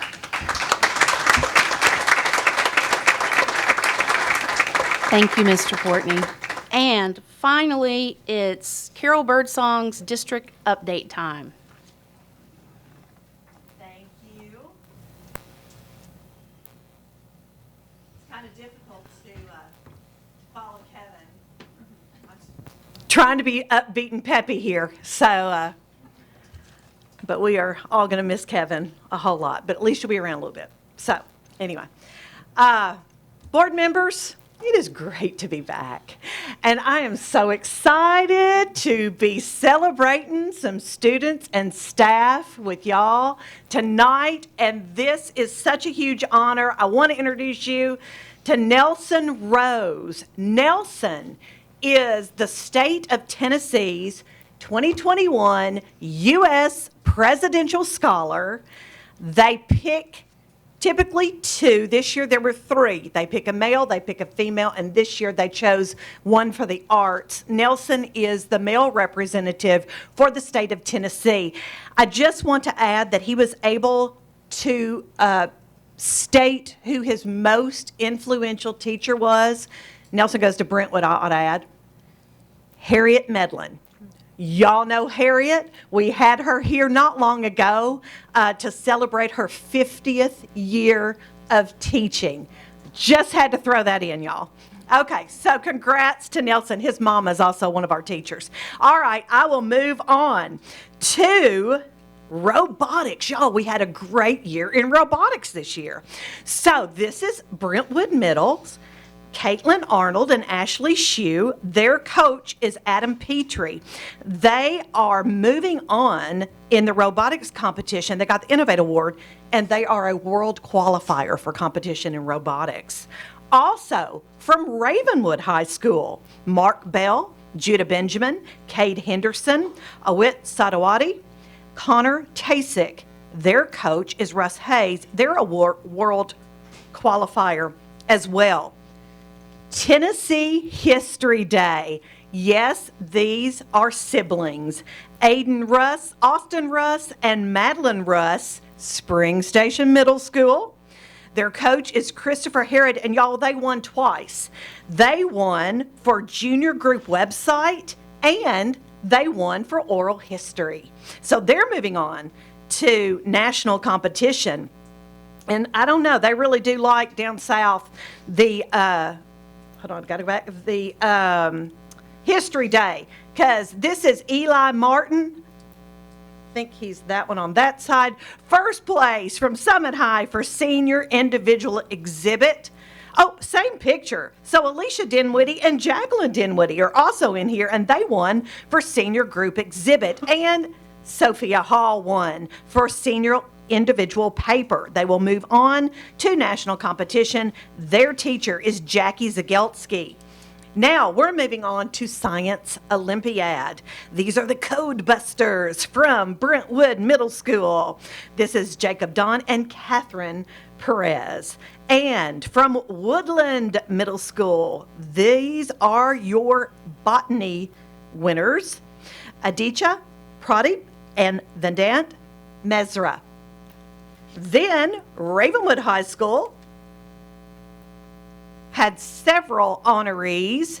This is Eli Bullock Papa and Sophia Wang. And they were in botany, first place in botany, first place in chemistry lab, Amar Farah and Ryan Jordan. Also Ravenwood, first place in geological mapping, Sophia McAtee and Erin Wu. Their teacher, Averill Burstetta. And some of my favorites, as you all know over the years, from the National Academy of Television Arts and Sciences. Yes, these are the folks who do the Emmys. From Brentwood High School in the Student Production Awards for the state, and moving on to the national competition. Noah True, Eliza Linney, and Stuart Beaton for Best Public Service Announcement. Their teacher is Ronnie Adcock. From Franklin High School, this is Sarah Scott, Best Editing. Her teacher is Carrie Thompson. The next two are from Page High School, Matthew Spinning, and he's Best Director, and Joe Eaker, Best Photographer. Terry Flowers is their teacher. From Ravenwood High School, this is Will Stafford, Best Fiction and Best Writing, 2 awards. And this is Brooks Taylor, Best Sports. Megan Sanchez is their teacher, and again, they will compete at the national level. Lots of students this year, folks, moving on to the national level. Very, very, very impressive. So let's talk about distributive education. This is Emily Kalinsky, and in the DECA, she placed first in Principles of Finance from Brentwood High School, also from Brentwood High School. This is MJ Brown, first in Apparel and Accessories Marketing Series. Also, Brentwood High School, you've seen him once, you see him again. This is Nelson Rose in Human Resource Management. Their teachers are Lisa Neese and Melissa Bashore. And also in DECA, first place from Page High School. This is Madison Slater and Emily McKenzie in Travel and Tourism Team Decision Making. Tristan Brown, their teacher. From Ravenwood High School, this is Meredith Sedberry, Accounting Application Series. Also from Ravenwood High School, Harshitha Marapali, Personal Finance Literacy. Also from Ravenwood High School, Sydney Floyd and Parrish Rothman in Community Awareness Project. And from Ravenwood High School, Amkar Opriya, Financial Consulting. Their teacher is Shani McGee. And last but not least, from Summit High School, Michaela Dubbock and Ella McClendon. Their teacher is Rebecca Brescher, School-Based Enterprise Certification. These students all move on to national competition. And folks, we're just not done yet, because we are going to now talk about the Tennessee Technology Students Association. And I don't know, we brought home everything. I don't know what to say about this, but Fairview Middle School, first place in Leadership Strategy, Xander McElroy, Sophia Meese, Hayden DeMontion, and that is their whole group. Sarah Reynolds is their fabulous teacher. From Page Middle School, Carson Woodring, cybersecurity champion. From Page Middle School, and you're just going to see all of these students. They took a group picture. So Erica Bowman, Alan Fodor, Abby Jones, Gabriel Redding, and Adia Ventra. Inventions and Innovations Champions. Connor Parton and Ronan Nolan won for Technical Design. And then for mechanical engineering, Erica Bowman, Young Patel, Ronan Nolan, Sathvik Garan, and Michael Eishen. Colleen Lowe is their teacher at Page Middle School. And guess what? We are not done with Page Middle School. Still in TSA off-the-grid champions, Yui Tarauchi, Pooja Patharaju, Varenya Katha, Alan Fodor, and Sloan Strickland. And for forensics technology, Saruthi Mogan and Janvi Vashitha. Forensic technology, now we're going to challenging technology issues. Yoga Patel and Sathvik Gadan. And also, I'm getting tired. Also from Page Middle School, we still have a couple more. Alan Fodor and Ariva Lalani, coding champions. And community service video, Abigail Robeldo, Adini Bindra, Shrutika Kekomani, and Gabriel Redding. Their fabulous teacher again is Colleen Rowe, and you're going to hear about Colleen in just a flash. But y'all, we're going to athletics, and we're going over to Brentwood High School, where we are honoring the fabulous Shay Eggleston. Now, y'all might remember Shay from last year. She is our Tennessee State Gatorade volleyball honoree state champion, state Gatorade, second year in a row, everybody. Her coaches, the fabulous Barbara Campbell, Angie Noble, and Kathy Cram. Let's talk about staff. I told you about Colleen Lowe from Page Middle School. Well, here we go again. She is the Advisor of the Year for the Tennessee Technology Students Association, well-deserved with all of the honors that they brought home.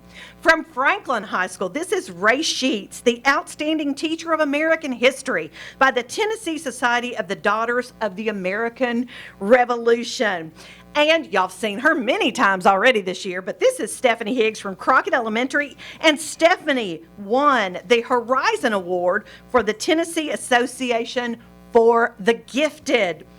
And this is Anna Casali. Leah she teaches at Walnut Grove and Hillsboro. She received the Curriculum Award for the Tennessee Association for the Gifted. And last but finally not least, Emily Hollett, who teaches at Creekside, Grassland Elementary, and Grassland Middle School. And she received the Curriculum Award also from the Tennessee Association for the Gifted. Wow, y'all. Congratulations to all of our students and staff.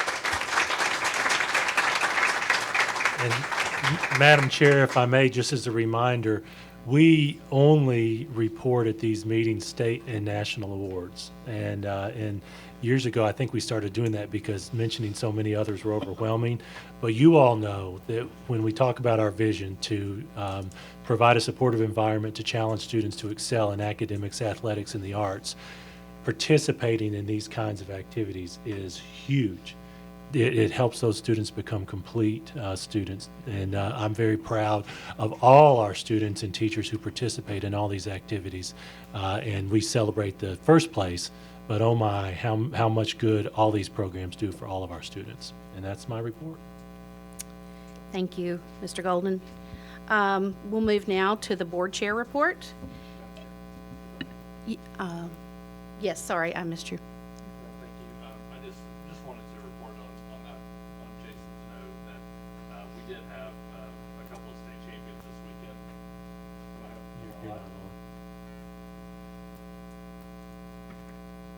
Try again.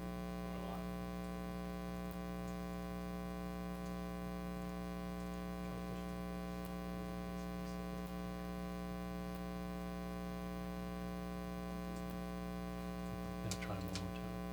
Yeah. There you go.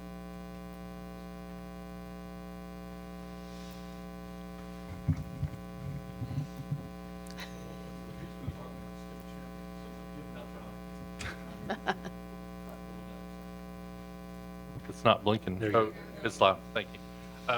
But we had a couple of state champions this weekend. The Ravenwood boys lacrosse won for the second time in a row, and The Franklin girls beat the defending champion Ravenwood in the state championship. So just wanted to recognize them, please. Thank you, Mr. Galbraith. And we are hoping that we'll have some more athletics to report in June as well. Thank you. Thank you both. Now it's time for the board chair report. Rick and Sheila, would you like to give a quick legislative report? Or? I hadn't planned on it. Okay, great. Thank you. Just wanted to check. Okay. Thank you for the report that you gave us at the work session. It was really helpful. Appreciate it. Great. So I just want to say, as I said at the work session, it's been one heck of a year, and it wouldn't be right if we didn't say thank you to every teacher, to every bus driver, to every person who works in our cafeterias, to our central office staff, and to our administrators, and to this board. I know that everyone has given 200% this year. It's been a time of challenge being the board of a public school system and having a goal of at all times being focused on what is right for all students. So it's nice that it's going to be summer and to reflect on this year. One thing that I've kept in mind, and I read this quote, I've thought about this a lot this year. This has been a touchstone for me. And it says, remember sitting in history thinking, if I was alive then, I would have. And the answer is, you're alive now. Whatever you're doing is what you would have done. So I've held that close this year. I hope the summer will be a time of reflection and a time for us to say, you know, let's move on from the pandemic. Let's learn the lessons. Let's look at what we think worked well, what we think didn't work well, and let's end this year with a renewed sense of commitment to each other and to our people who have worked tirelessly for the students of this district, as you can tell from Carol's report. So that's all I have to say. Please don't clap. That's all I have to say, and if there's nothing else there, I think I covered everything. We're going to move to new business, and the first item on the agenda is the superintendent's evaluation. It's the annual agenda item, and board members, we did discuss this evaluation. Our charge is to vote to accept. Our charge is to vote to accept the results of the evaluation that we discussed at our work session on Thursday night. So does anyone want to make a motion? Mr. Mitchell makes the motion. Is there a second? Makes a motion to what? To accept. I move to accept the evaluation. Second. Mr. Welch makes the second. Is there any discussion? If so, please press your button. Yes, Mr. Wimberly. I think I'd like to say that, gosh, you know, it's been a tough year. Can you hear me, by the way? I'm reverbing off. There you go. Okay. What you missed, you've heard before, and that is that it's been a tough year. That's not original thought. But when you look back on the year that we've had our classrooms open most of the year. There have been some exceptions, and yes, we've had difficult times, but our classrooms have been open. Kids have been in the classroom. Our scores are tracking well. Our outstanding achievements are as strong as ever. In fact, I think Carol's report tonight may have been as long as public comment tonight. I understand mental health cases in the school are about the way they have been in past years. Williamson, Inc., when they did their State of the County report, Williamson, Inc., which is our chamber, they mentioned over and over how important Williamson County schools and Franklin special schools have been to the vibrancy of the county, which has continued throughout COVID, through all of the hardships. And the reality is these things don't happen by accident. They require good leadership of a strong team, of senior staff, of educators, of, as Nancy mentioned, all of our personnel, of kids, of parents. And I really believe that Jason, despite all the odds, when it comes down to it, the things that we as a board said were most important, you've done real well. And I just want to say thank you for that. Mr. Welch? And mine? Great. Well, I always like to try and beat Rick because he always ends up saying about 90% of what I wanted to say and steals my thunder. That's scary. Yeah, I know. It is. I don't know who it's scarier for, you or me. And as usual, you did. But there is one other point that I did want to make, which you didn't touch on, that I think the evaluation this year seemed to be very different from years past, which was so COVID-driven, not surprisingly. But in years past, we always look at kind of more of the things that Rick touched on, heavier. We did here as well, but that's, I think, what really dominates it, where are we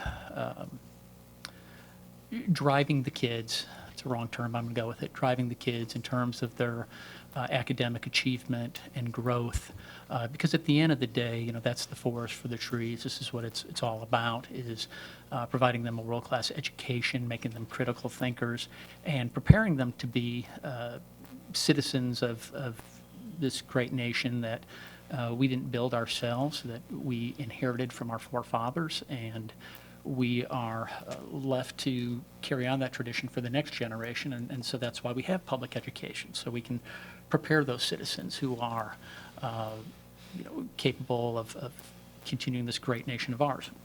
All this point to say, my rambling, sort of bringing it back, is, this year it became much more of a COVID-driven, and not surprised to that.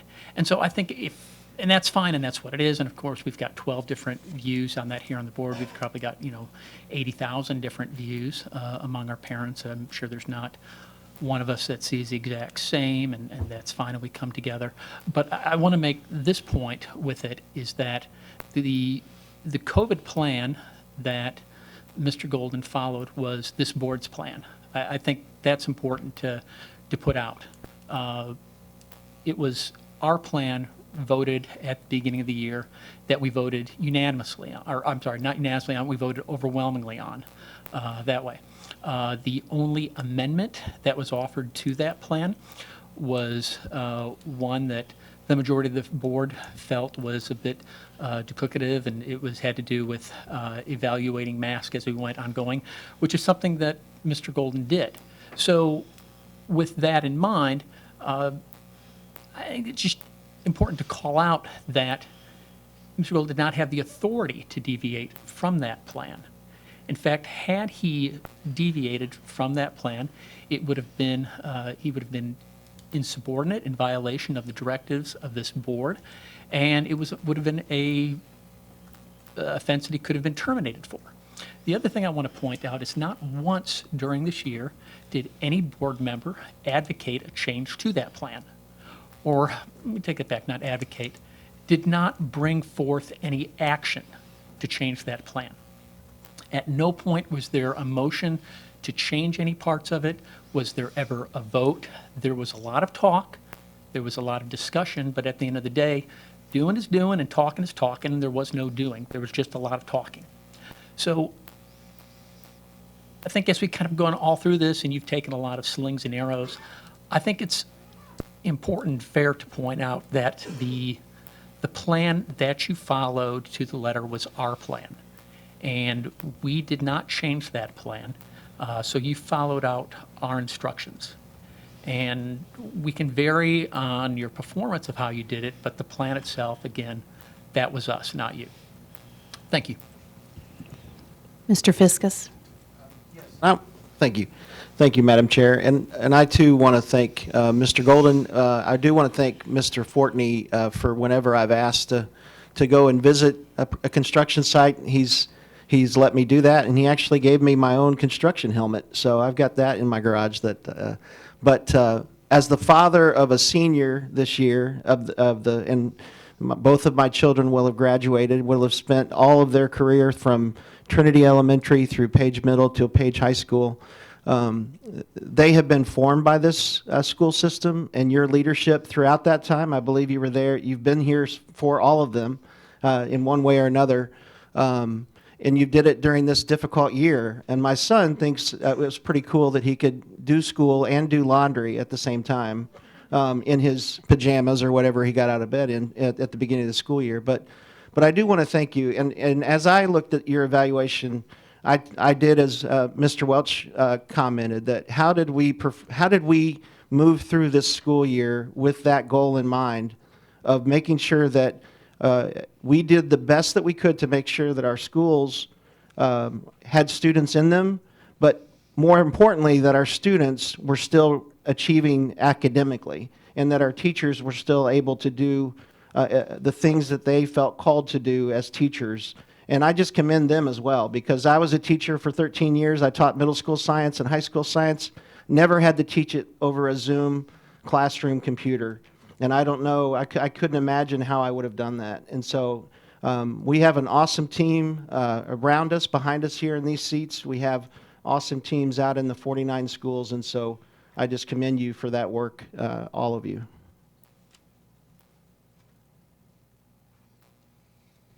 I see no further hands raised. If not, we will vote.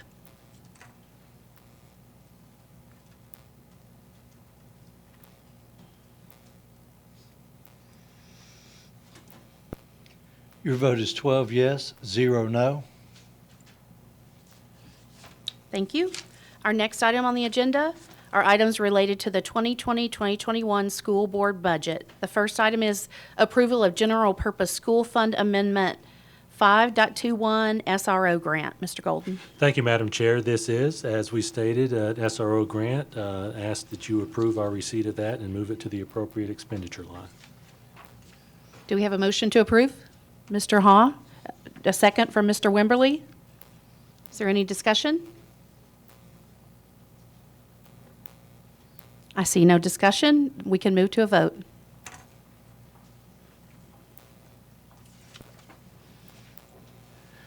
Your vote is 12 yes, 0 no. Thank you, board members. Our next item is approval of the general purpose school fund amendment 5.21 literacy training grant. Mr. Golden. Thank you, Madam Chair. Likewise, this is a grant from the state for literacy. Asked for your approval for us to put those in the appropriate locations. And do you recommend approval? Recommend approval. Okay, great. We have a motion from Mr. Mitchell. And do we have a second? Mr. Welch seconds. Is there any discussion? I see no discussion, then we can move to a vote.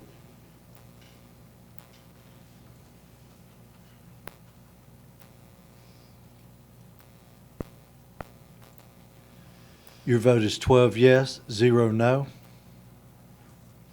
Thank you, board members. The next item is approval of the general purpose school fund resolution 6.21 additional student support services expenses. Mr. Golden. Thank you, Madam Chair. This is one of those items that's very difficult to budget, legal services related to special education services, and so this is a request to cover some of those expenses for this year and recommend approval. Okay. Do you have a motion to approve? Mr. Fiskus makes the motion to approve. Mr. Mitchell seconds. Is there any discussion? I see no discussion. Board members, please cast your votes.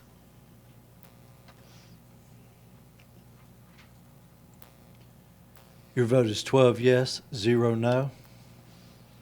Thank you. Our next item is approval of the general purpose school fund resolution 6.21 trustee commission. Mr. Golden. Thank you, Madam Chair. This is one of those necessary expenses that is related to the state law that each budgeted group return some of their received funds to the county trustee. So recommend approval for this required transfer.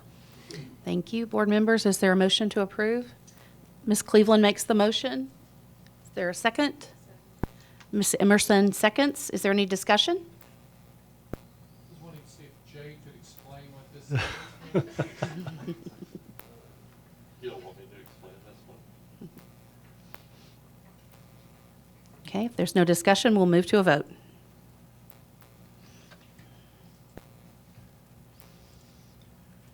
Your vote is 12 yes, 0 no.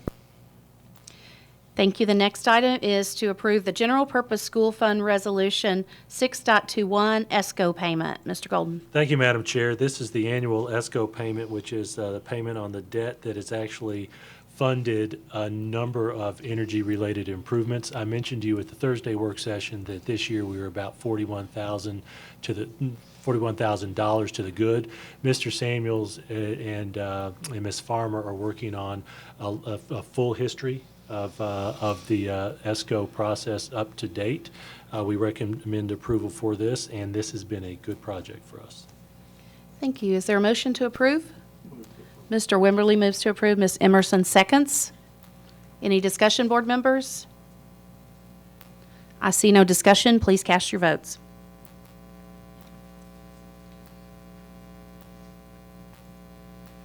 Your vote is 12 yes, 0 no. Thank you. Our next item is approval of the General Purpose School Fund Resolution 6.21 COVID-19 related needs payroll. Mr. Golden. Thank you, Madam Chair. These are a number of end-of-the-year requests to cover payroll. Some of it's related to COVID, especially super subs. And I do want to say super subs have been a game changer for us with substitutes in the schools, and we did include that in next year's budget as well. Recommend approval for this. Have a motion to approve. Ms. Apria makes the motion. Ms. Emerson seconds. Board members, is there any discussion? I see no discussion, so let's vote, please.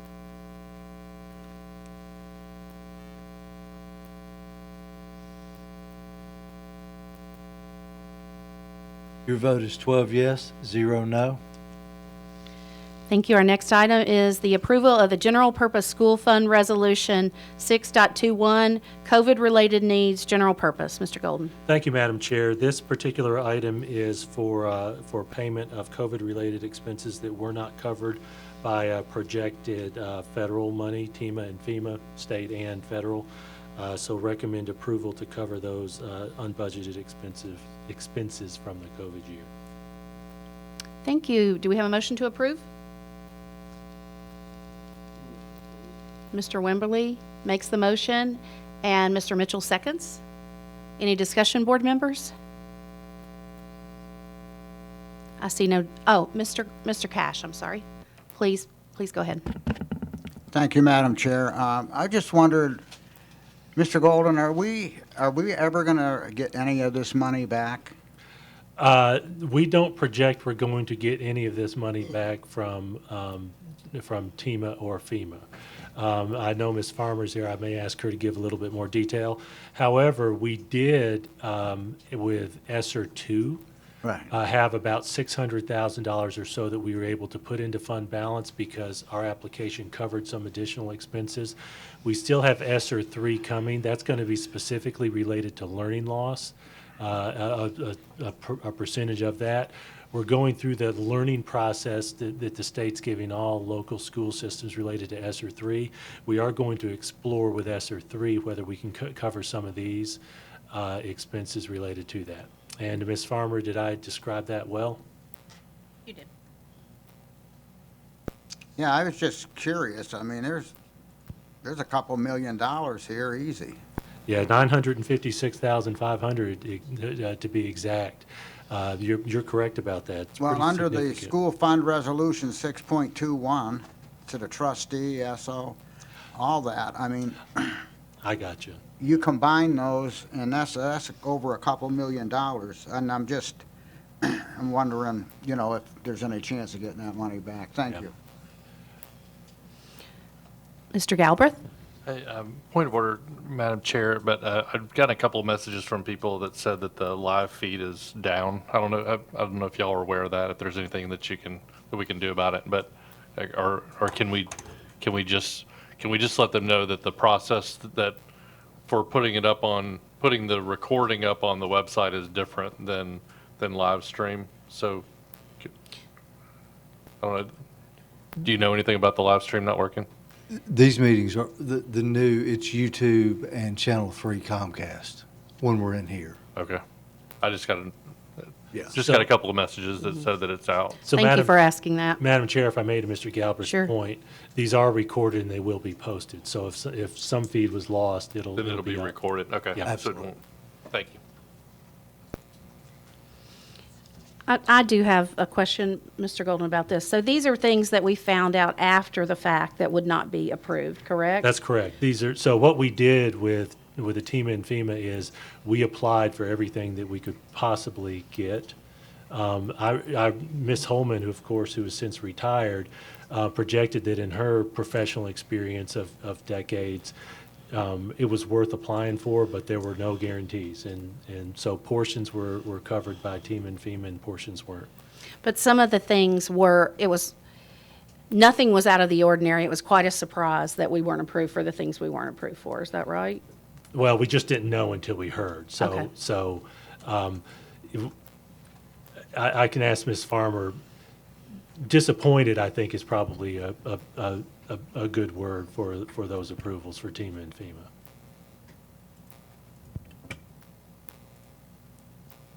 Rachel, I'll turn it on. It's on. Okay. Yes.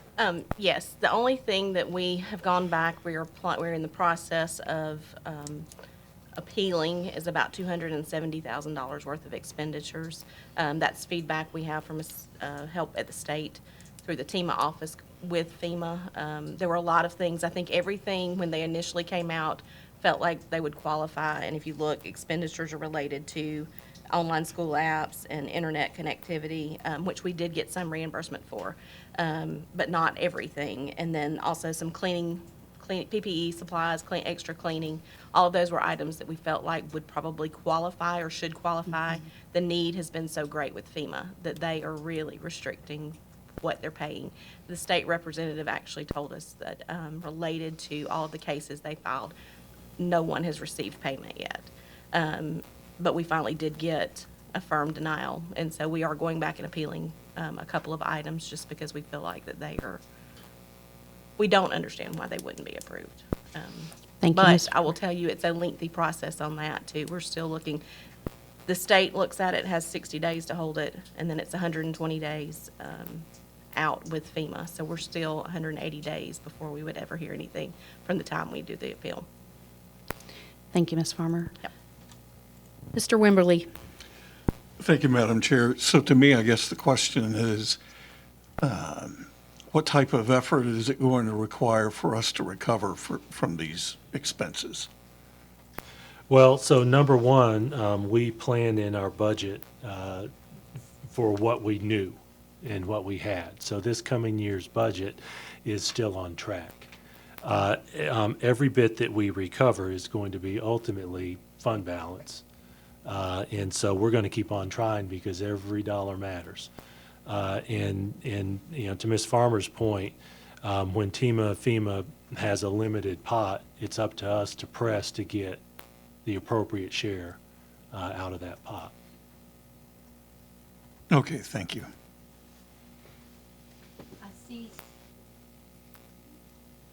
Pardon me, I see no further discussion.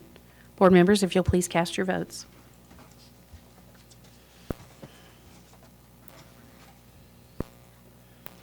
Your vote is 12 yes, 0 no. Thank you. And the final budget item for tonight is approval of the 2021-22 revised general purpose budget. Mr. Golden. Thank you, Madam Chair. Traditionally, it's rare that we come back to you for a revision to the budget. You all know what triggered that. The county had a meeting related to the benefits expense per person, and that bumped up our expense. The County Commission Budget Committee actually approved our budget with that additional expense a little bit ahead of you. Because we had this opportunity, we added in proposed reduction to the online school budget, because we have firm numbers now after not having had it when we went through the budget process. So the net request for you is before you, and this is the number, if you approve it, we will take to the County Commission for approval in July. Recommend approval. Is there a motion to approve? Mr. Welch, is there a second? Ms. Sapria? Any discussion? Mr. Galbraith? Thank you, Madam Chair. Mr. Golden or Ms. Farmer, can you explain to us where we are in terms of the need for revenue and fund balance to cover the expenses that we're showing, just as where we are right now? It's still, I know we still got 2 more months to go, but just let us know. Sure. Ms. Farmer, we actually had this discussion this afternoon. Sure. There's a couple of things. We still do not have sales tax adjusted numbers yet for April. We do feel like there'll be a little extra money more than what we budgeted for, just based on the trend. So we do feel like there'll be adjustment there. Going back, the gap we were having is about 5.7 million after this adjustment. We also know that the property tax reappraisal has occurred, and budget committee where the county commission is meeting this afternoon. And we feel like through that adjustment, we will be able to close this gap. We feel like it'll be covered. We should have firm numbers by the next month for sure. But we're gonna close the gap probably, because we usually do, but we are using the roughly $11 million of the one-time increase in sales tax to make this balanced budget, correct? It's not necessarily a one-time increase, yes. This will be the first year we get it, but then it's going forward. But we have to budget for that. So No, yes, agreed. that revenue is. Well, it's a one-time increase, and then it'll be incremental Correct. from there on. But yes, those funds, because like I said, we do have to budget for that, and that was included in our revenue number. Thank you. Mr. Golden, have you had conversations with the mayor about that to see if there's a way when they're setting the tax rate, if they could allow us to keep some of that money into our fund balance? Yes, sir, I have. We are having a meeting concurrently with them, and I'm going to give him a call to find out what they talked about. My understanding is they were going to talk about that very possibility tonight. Okay. And if I get any information, I'll email you all with some details of that. And just for the record, we only set the expense part. We work with the county to set a revenue number that roughly balances the budget, but we're a couple of months ahead of the county commission setting the tax rate, which ultimately will determine how much money we get. So, right. Thank you. Thank you. I see no further questions. We can move to a vote.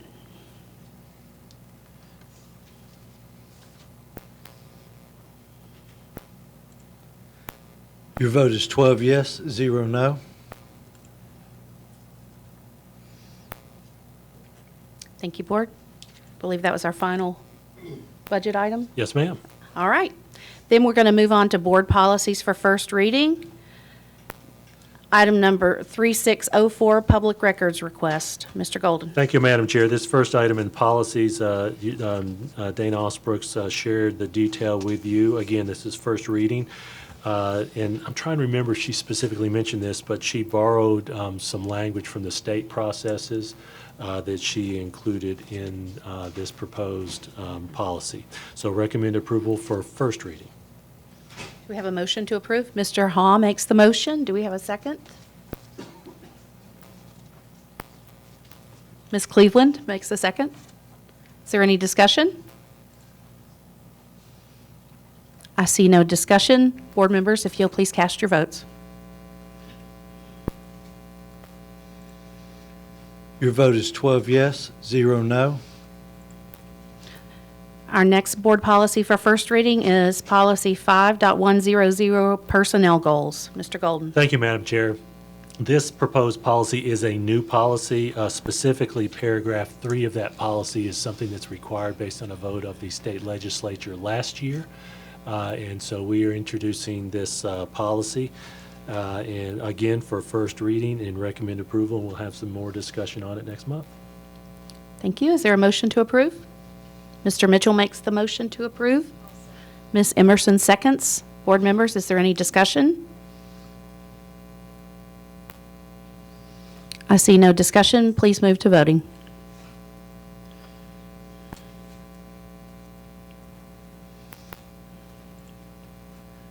Your vote is 12 yes, 0 no.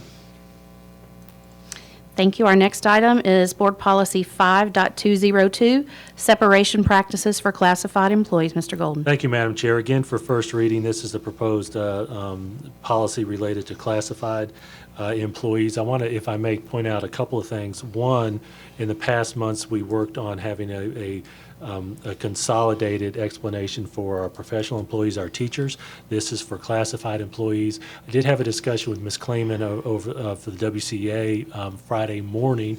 She reminded me that she does actually have classified employees as members of the WCA as well. So I failed to point that out at the work session. I wanted to make sure everyone was aware of that. Do recommend approval for first reading.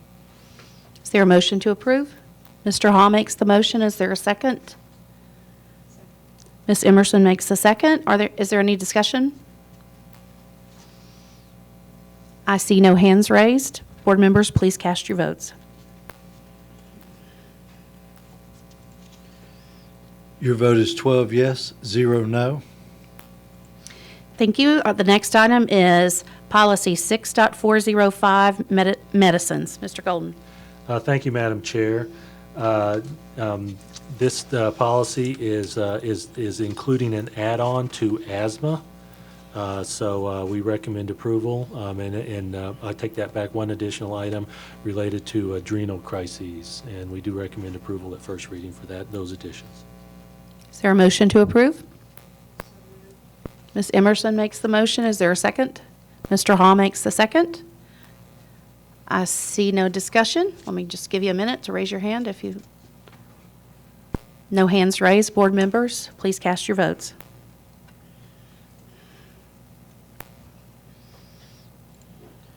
Your vote is 12 yes, 0 no. Thank you, Mr. King. Next up, we have a policy for deletion, Policy 5.3051, Families First Coronavirus Response Act. Mr. Golden. Thank you, Madam Chair. This particular policy addresses some federal rules and laws responsive to COVID. There's no longer a need for this. We recommend deletion. Recommend approval. Is there a motion to approve the deletion of this policy? Mr. Cash, and followed by a second from Mr. Mitchell. Board members, is there any discussion? I see none. Please vote.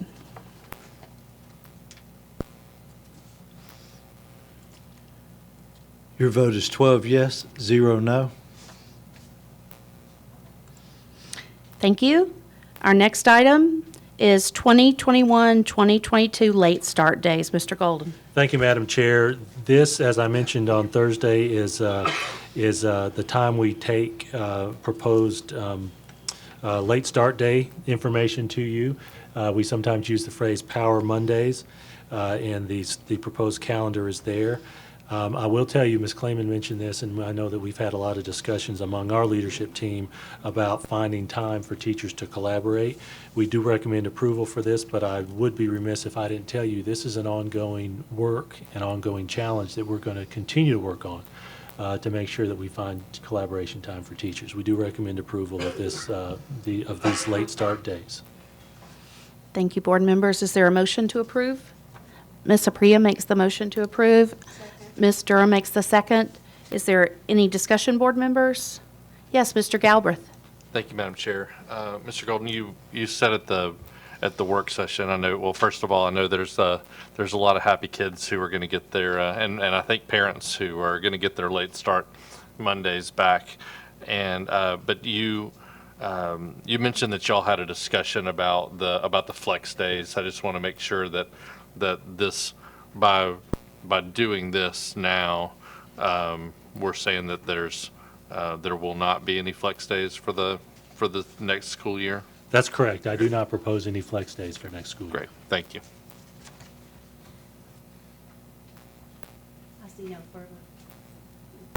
I see no further discussion. Board members, if you'll please cast your votes.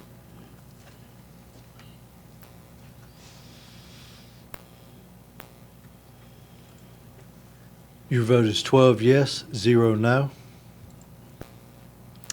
Thank you. And our last item on tonight's agenda is approval of Williamson County Schools Representative for Growth Plan Coordinating Committee, Mr. Golden. Thank you, Madam Chair. The Growth Plan Coordinating Committee is a product of state law where the county and municipalities work on their growth plans. Part of that rule requires a representative from the school system to make sure that they contemplate the impact of their growth plans on schools. It requires a representative, and Mayor Anderson asked me to serve, and it requires a board vote. So I do recommend your approval for me to serve as the school representative on the Growth Plan Coordinating Committee. Thank you. Is there a motion to approve? Ms. Emerson makes the motion. Is there a second? Mr. Mitchell makes the second. Any discussion? There's no further discussion. Board members, please cast your votes.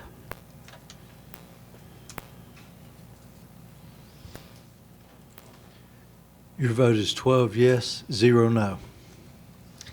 Thank you, board members.